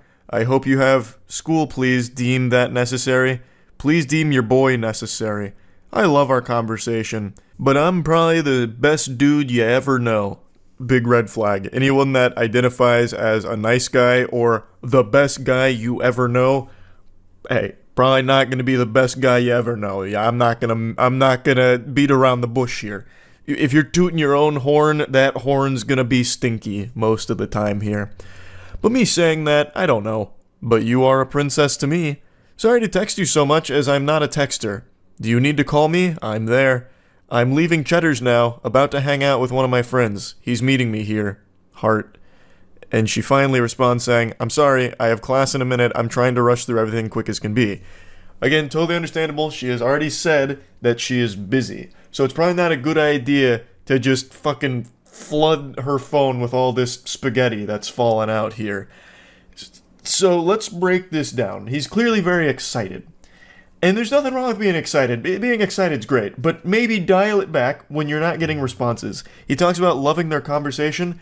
Brother, there's no conversation except for the one you're having with a ghost right now. There's nothing happening in these messages. You are speaking to yourself. To me, it seems like he started panicking when he wasn't getting a response in a time period he felt was acceptable, so then just kept sending more and more text messages on top of it, just bombarding her. And then he sent another picture of, I believe, them out and about. Another thing is, I don't think just sending a bunch of pictures is a good idea either when you're not getting responses. That makes it seem very desperate.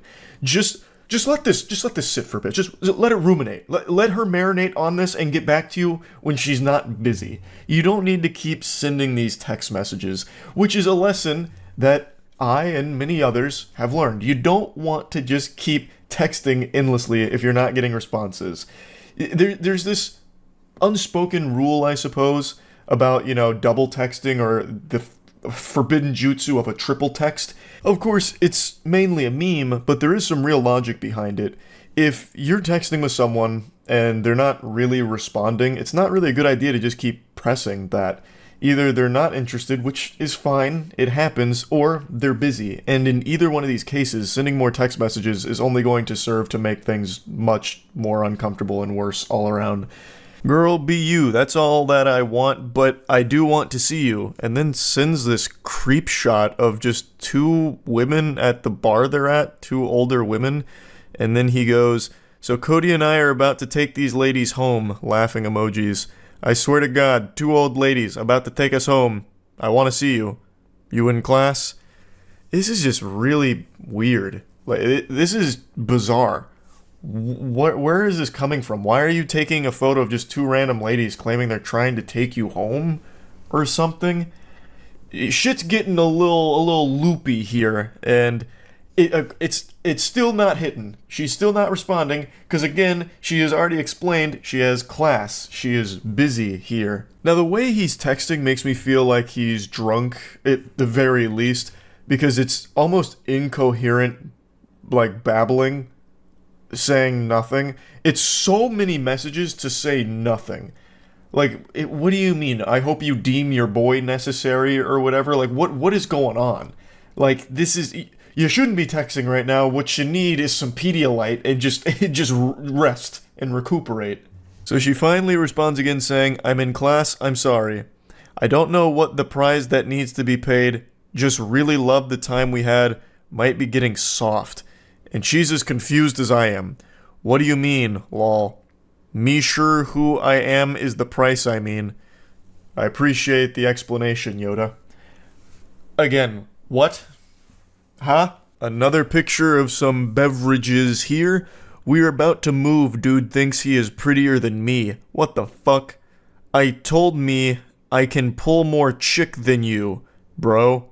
Had me cracking up. Just move to the side and have fun, bro, is what I told him. And then sends a picture of a song that he's listening to. I don't know what's happening in the lore right now. He's treating these text messages with this girl like it's his diary. Or like he's live blogging his life right now in real time, live tweeting in these texts. It's baffling.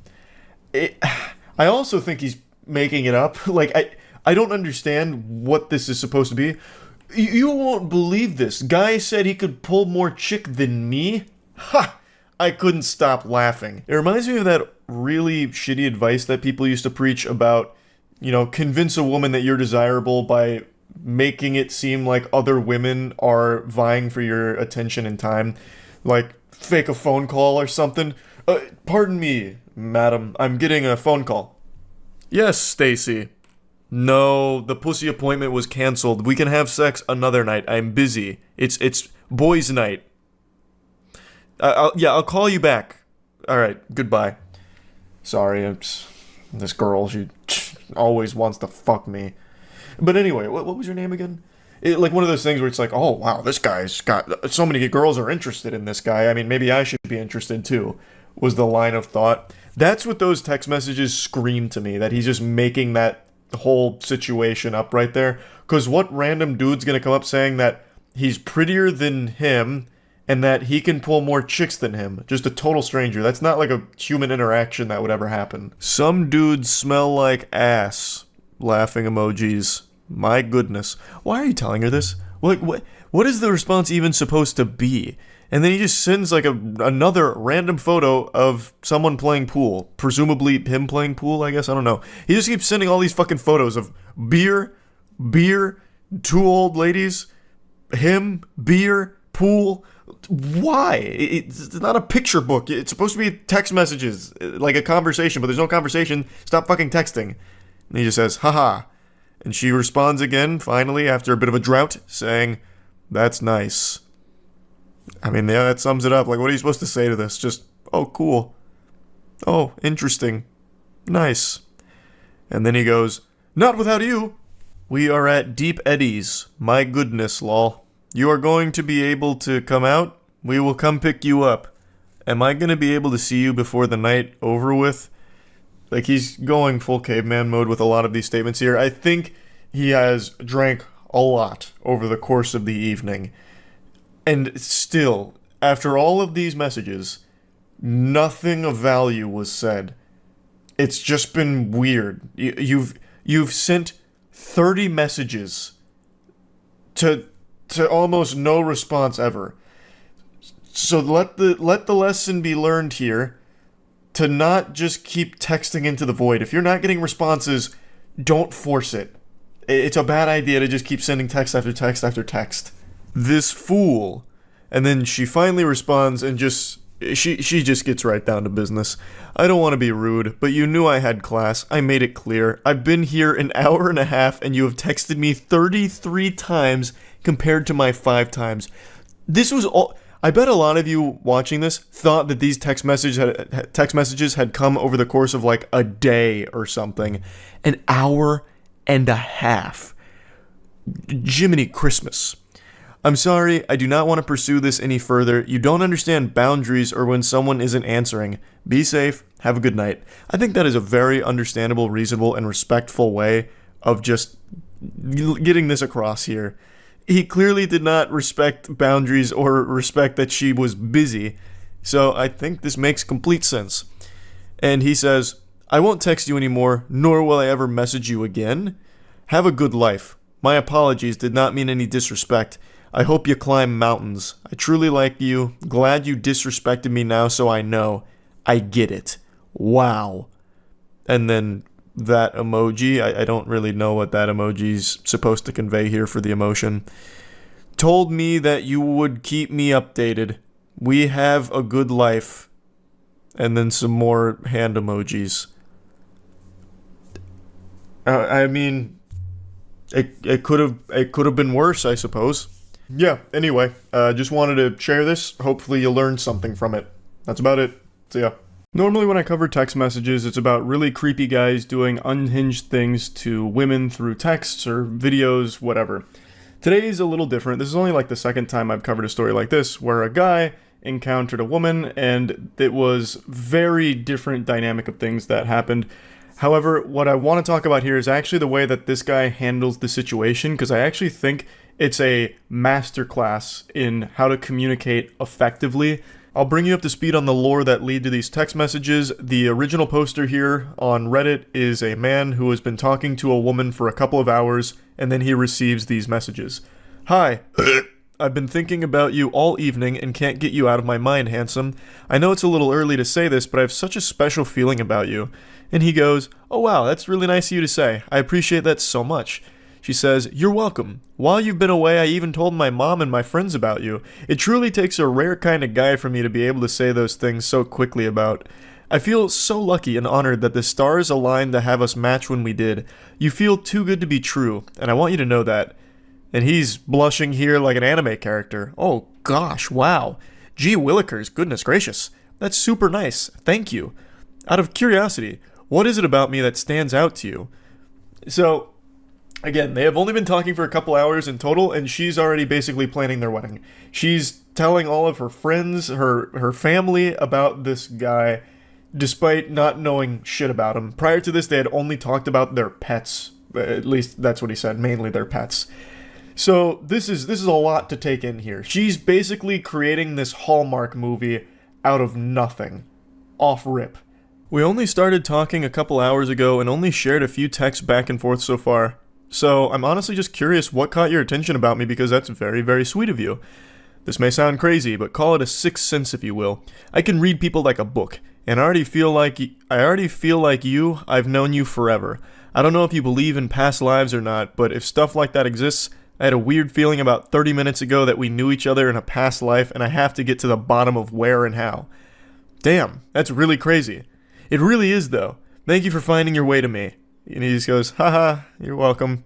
When asked what about him exactly drew her to feel so strongly about him so quickly, she says that it was a sixth sense. Basically, it's her superpower. She's one of the Avengers, and she has the ability to find her soulmate after only communicating with them for a couple of hours. She's like a vibe sorceress. She's able to pick up on vibes and figure out who's got the best vibes for her, and falls in love very quickly. Nothing here seems malicious, and in a vacuum, it's pretty sweet messages. But these are messages you'd expect from someone that you are actively dating or someone you have known for a long time and are progressing to that stage. This isn't something that you would immediately dump on someone's plate after only knowing them for a couple of hours. That's a lot of food to digest there. That's a lot to put in your pipe and smoke here. There's a lot happening way too quickly. I hope you don't think I'm crazy. I don't normally say stuff like this to guys, but there's something different here, almost like spiritual energy. I've been waiting for my soulmate for years and kept getting led astray by the wrong people, and now I think I know why. We have to meet ASAP. I'm so fucking excited to see what out energy in person is like. If it's this intense over text, I can't imagine how incredible IRL our dynamic will be. She's definitely seeing these text messages through a different lens here, because I'm not picking up on any type of electric energy. I'm not getting butterflies in my tummy just reading it. I'm not getting the tingles. This is two very different levels of intensity and excitement. She's out here full of jubilation, like she just won the lottery. Meanwhile, the guy's energy is the same excitement you get over finding an extra chicken nugget in your 8-piece box.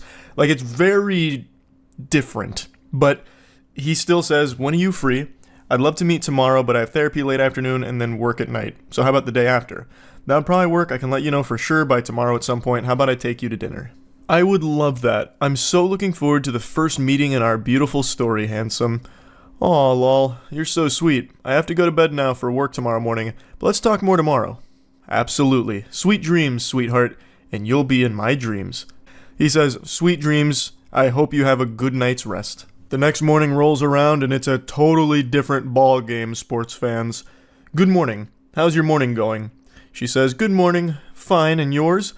He's the one with a lot of energy now. Great so far. You're hitting him with the Tony the Tiger. Great. Just had a meeting with my boss and got some pretty positive feedback, so I'm pretty happy about that. And she just one-words him. Gotcha. He immediately picks up on the tonal shift here and says, is everything okay, lol? Yeah. Why do you ask?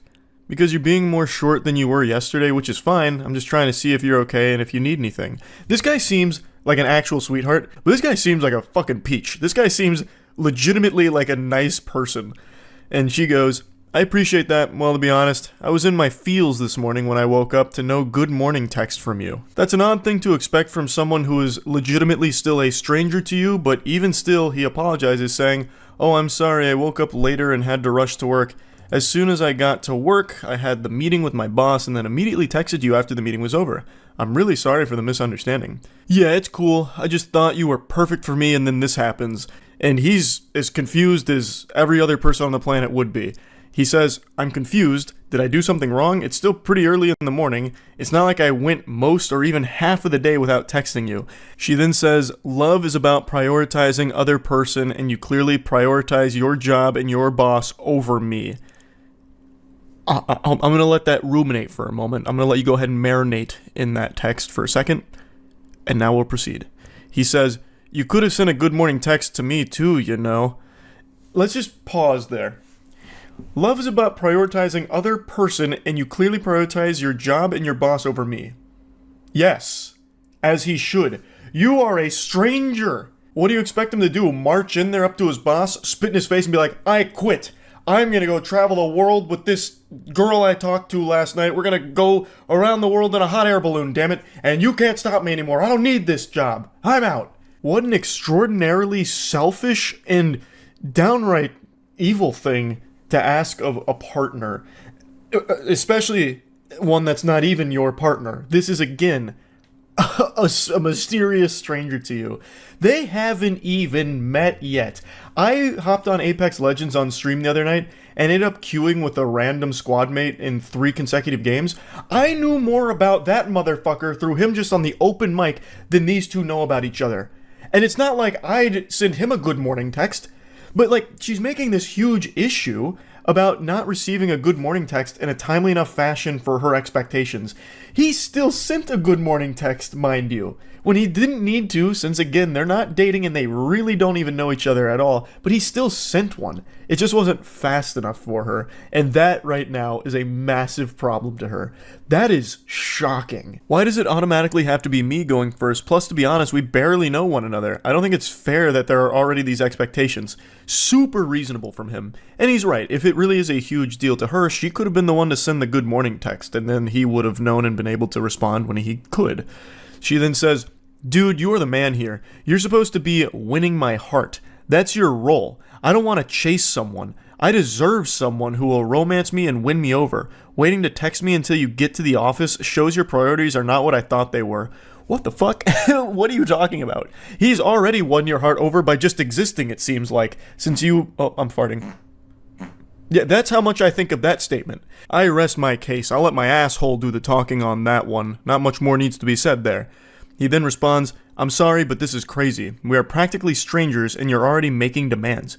I do romance whoever I'm pursuing. I'm a very romantic guy. I did text you early this morning, but because it wasn't done exactly the way you think it should be, I'm a bad guy. She then goes on to explain that she doesn't think he's a bad guy, but just doesn't like that he doesn't feel the same way about her as she does to him. She then also explains that the therapist she sees is for her borderline personality disorder, and she explains how that relates to what they've been talking through. And that made a lot of sense when I read that with the way she was acting throughout these text messages. And that is a very real struggle that I always have a lot of sympathy for, and I'm always wishing the best for people going through BPD. It's great that she's trying to get help through therapy, and I'm wishing the absolute best for her with that. What I want to talk about here, though, is how he handles this whole situation. Even before knowing about her BPD, which obviously he didn't since they are completely strangers to each other, he was still being very respectful and communicating effectively. He wasn't being combative or aggressive.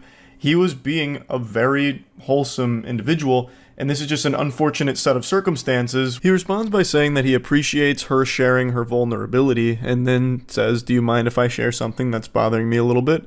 And she says, "Yes, please do. I want to know how you feel so badly. Please open up to me." "Well, I'm a little scared that you're already using the word love in regards to us. We are still basically strangers and have been texting for less than 24 hours. And she just says, "Kay, should have known you weren't special after all. You're a normie, a basic bitch if you will. Normies don't understand or appreciate love. They will never know what we do." He says, "Who is we?" She says, "Empaths. I am an empath and feel things more strongly and deeply than regular people, something you clearly don't appreciate and take for granted. One day someone will see my gift and cherish it."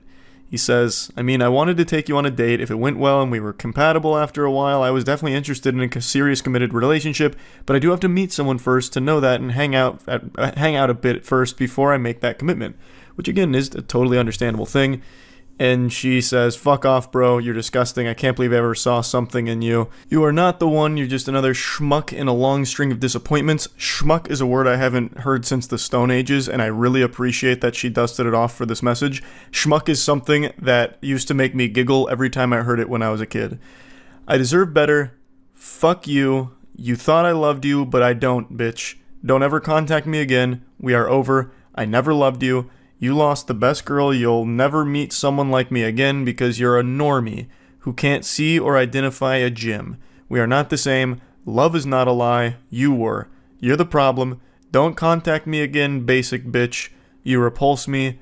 Bye, loser." It's actually very sad reading these things. Like, this isn't your normal r/nice guy blow up moment where a dude pretends to be a nice person just to try and get laid, and when he doesn't get pussy out of it, he has a meltdown like, I don't love you, you're fat and ugly, and no one would ever love you. I'm the nicest guy you'll ever meet, and you just blew it with me, the alpha male. Fuck you. Get out of town, scram, swine. Like, this isn't one of those moments. It's not her fault she has BPD. But she's clearly not ready for a real relationship right now. She's going to need to continue to get help. Her having BPD doesn't make this hurt any less for the guy who just received this. He's done nothing wrong. And I actually think he is a great example of how to communicate softly, respectfully, and just being a pretty good example of like how to just be a normal person when interacting with somebody else. He also mentioned that he is still currently receiving text messages from her that continue to get scarier and more extreme, which is unfortunate to hear. It definitely sounds like she needs help with this to come up with more effective ways of dealing with her BPD, and hopefully she finds that help she needs. But I thought this was worth sharing, and yeah, that's really about it. So yeah, I have to talk about these text messages. I can't help it. What do you want from me? What do you want from me? I'm only human. These are extraordinary in like the creepiest way imaginable. I usually don't like to do the same type of content back to back, and yesterday I covered some text messages as well, but I can't resist the urge. It calls out to me. The void beckons, and I have to speak on these. So, the context. A lady had an old coworker whom had been fundamentally stalking her for quite some time. Her and her husband had dealt with this individual for a while, and decided to share some of the unhinged messages that they had been sent by him. There was a lot more that happened besides these text messages, but that's what was shared and what I want to go over. Buckle your seatbelt here, because this is about to be a pretty intense ride. This is a good read from cover to cover, if you like lunacy. Hey, I hope your weekend has started nicely. I apologize it took me a few days to feel like I could say this. No need to apologize, goober. I get it. Had to muster up the courage here. Hype yourself up in the mirror so that way you could really let the demon out. You need to break up with blank and then agree to be my girlfriend with intentions to be my wife. And let me explain why. So he's basically acting like a car salesman here, trying to drive the hard bargain. It's like an episode of Shark Tank. I'm seeking a wife for 10% equity in my cock. I have no doubt he also had a PowerPoint presentation prepared for this, but unfortunately maybe it didn't attach, so it didn't send. I can provide more for you than he can. The independent woman facade you engage in wouldn't be necessary with me. I make more than enough money in my job in order to take care of you and provide you with a lakefront house, which I know is a desire of yours. I can provide you the free time that you often post about and yearn for to engage in your favorite hobby, ceramics. All I ask for you is your devotion in return. I know I am perhaps not physically desirable to you, which is why I plan to compensate with the lifestyle you often talk about wanting to provide yourself. You can really feel the fedora through these messages. It smells of such potent desperation. It's also very interesting that he calls attention to not being physically desirable to her. It's an interesting negotiation tactic. Excuse me, madam. I know you may not be physically attracted to me, but here's how I can make up for my face looking like turbo ass. I know if you could be given an opportunity, you would take it because you mostly desire to be able to experience freedom in life. It is something painful for me knowing you could have everything you wanted if you would simply agree to be my wife in the future. I could also pay off your student loans and car loan, which I know you've expressed desire to have those completed in the next 6 years. I could do that today, with a simple call to your loan companies. All I need from you is to immediately move to my property and begin your new life with me. Jesus Christ, that is concerning. I can pay off all of this. Just come join my cult. And I promise I am not a rapist or a creep. Nothing screams good guy quite like needing to clarify that you are neither a rapist nor a creep. I mean, would he lie to you, right? I mean, that's what a normal person says, like, by the way, miss, I am neither rapist nor creep, so you should feel safe around me. Now come live on my property immediately. I am not going to imprison you, or shackle you, or enslave you to a basement. Well, alright, breath of fresh air. I was a little concerned about that, but now, luckily, he explained it. Now there's no reason to feel alarmed anymore about that being a possibility. You are free to continue your friendships with your womanly friends and your relationships with your family. I would never take this from you.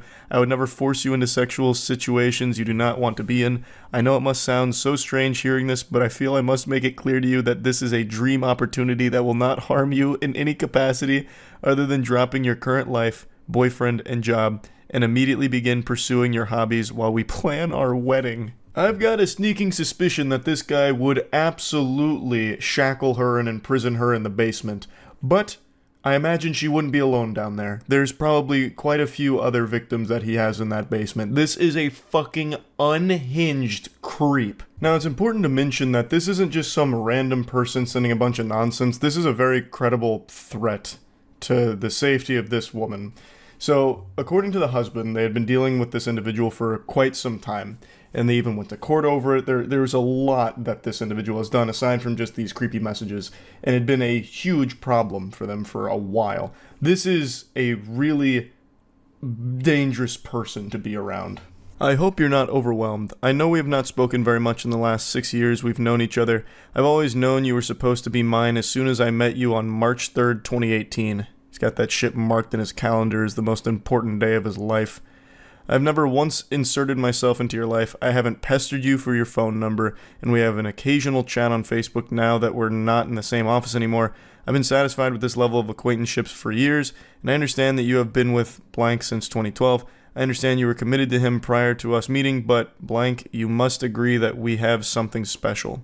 We share so many interests, and we were always able to have great natural conservation. When we would attend lunch together during the workday, it was an effortless and relaxing experience to share those 40 minutes with you once or twice a week. And don't think I forgot how often you paid for yourself, a trait I knew was you trying to assert your independence in front of me. Oh, the delusion. Oh, the delusion is sickening. That's an example of something I've talked about quite a bit on stream, where no matter what, there are people that will view things in an entirely different lens. that make no sense. Something as simple as her buying lunch for herself was interpreted, misconstrued by this fucking menace as her trying to assert her independence in front of him. So it's just like this honestly scary situation where something totally innocent, like just buying yourself lunch, has now completely been lost in the sauce of this dude's noodle, where he thinks it was all about him. It's so weird. I knew then you were trying to show me that you'd love for someone to take care of you. I'm ready to settle into a family-oriented life, and I recall you saying you would have children if you had the financial capital to do so. I know you desire to be a mother, despite your current male partner not wanting them. You would make a wonderful mother to our children. I would ensure you had everything you needed to live the family life of your dream. Wow, I just had a voice crack. That was a big voice crack, too. This man's serial killer stalker Riz just attacked my vocal folds. And I know you love to travel. Before we settle down with children, I want to take you to your dream destination list. I've kept track of all the places you've mentioned over the last few years that you'd like to visit. You always share such a beautiful landscape photos. He's like the Zodiac killer here. I bet if this wasn't over Facebook Messenger or whatever, it would have been sent via postage, letters in the mail, using cutouts from magazines for the letters. I want to take you to Japan, to Thailand, to New Zealand, to Greece. Yah! It's like that classic one. Oregon. Yah! Fucking the Dean scream. And after that, we'll go to the opal mines in Australia for your dream ring, and then I'll take you to all the waterfalls the islands have to offer. How does this sound?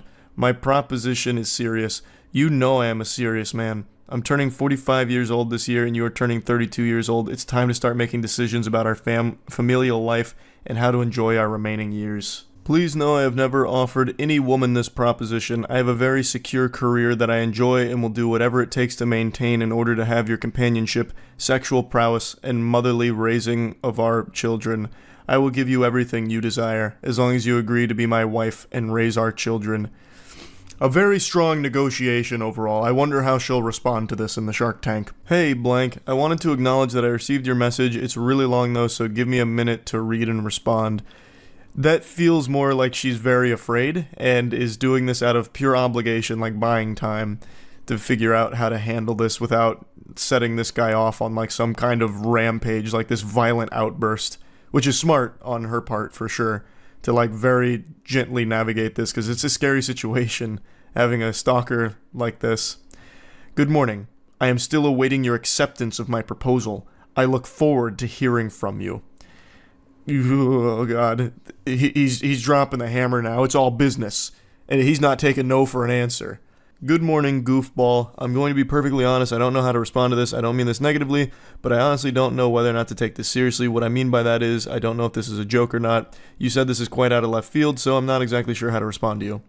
This proposition is very serious. I have to make serious considerations about my familial life as I'm ready to establish this. I know I can offer you much more than your boyfriend can.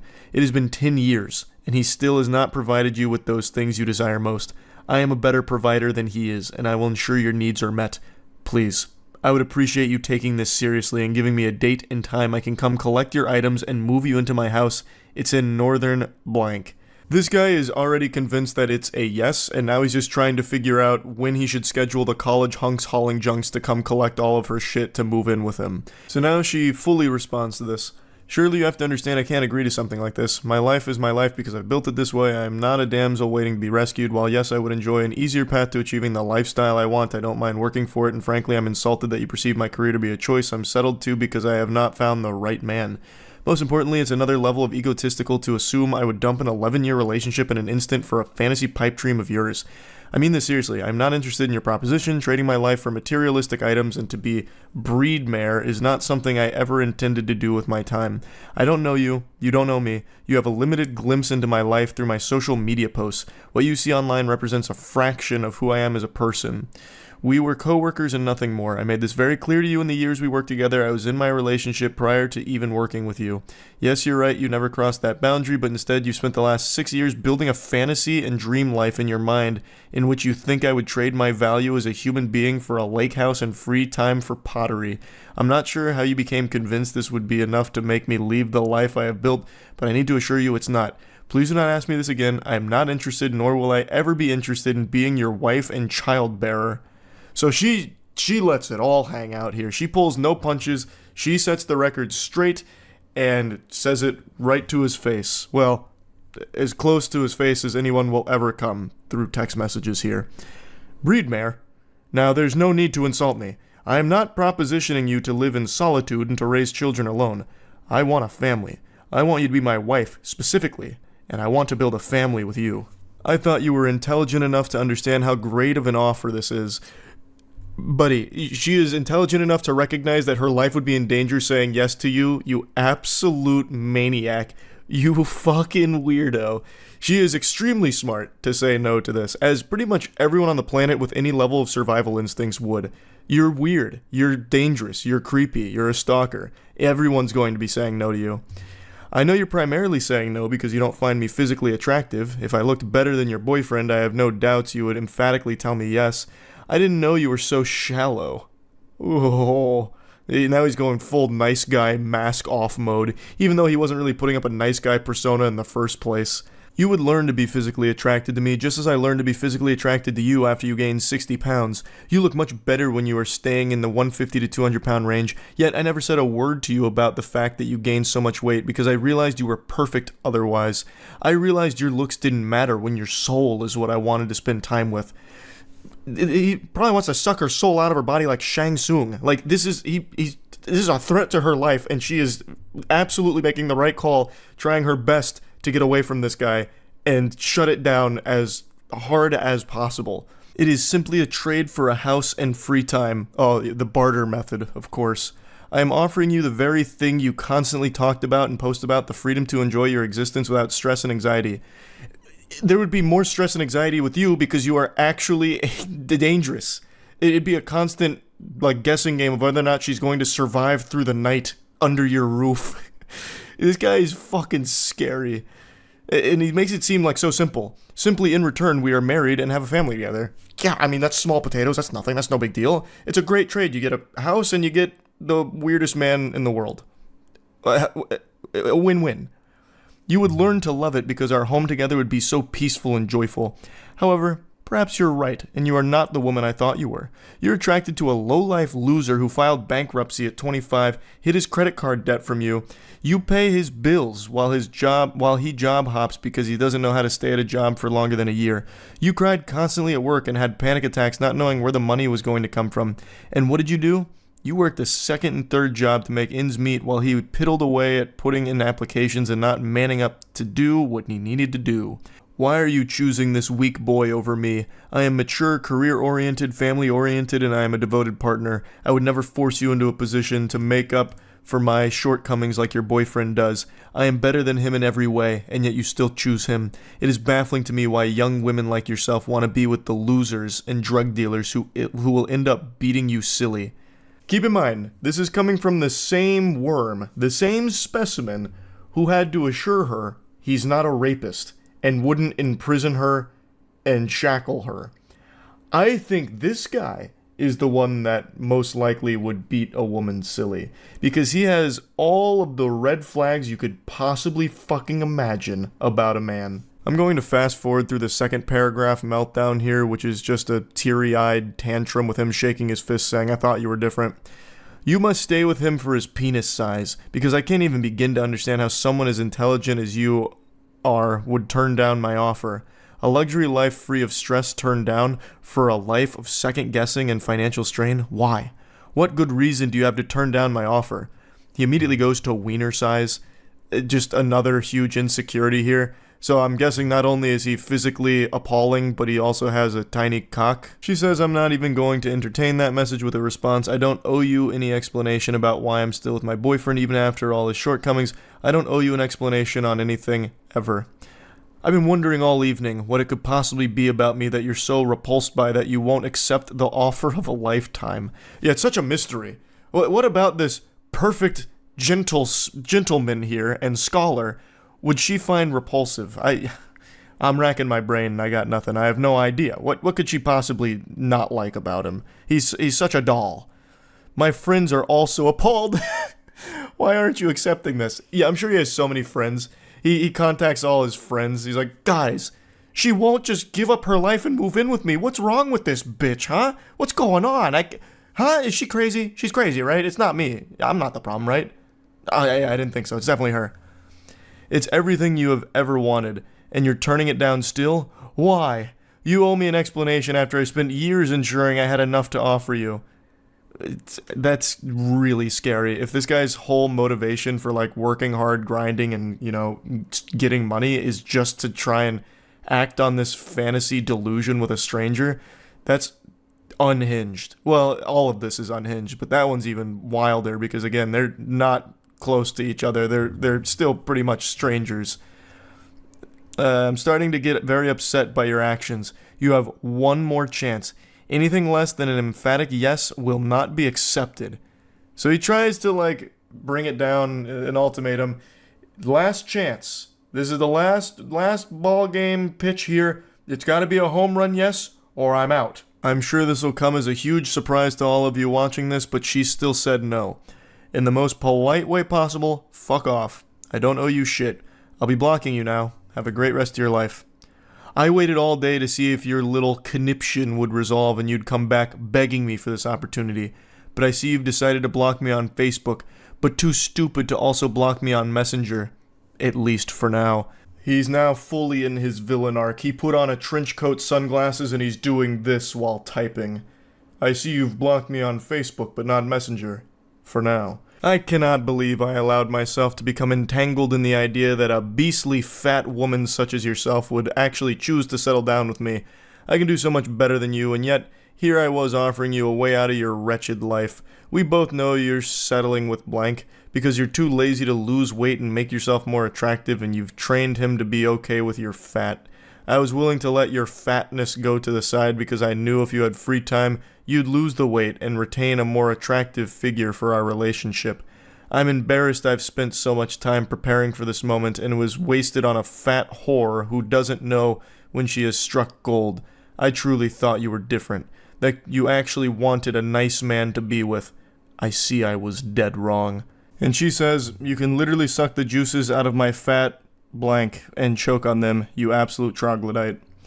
So at least there's a happy ending here. It ended on a positive note for both parties involved.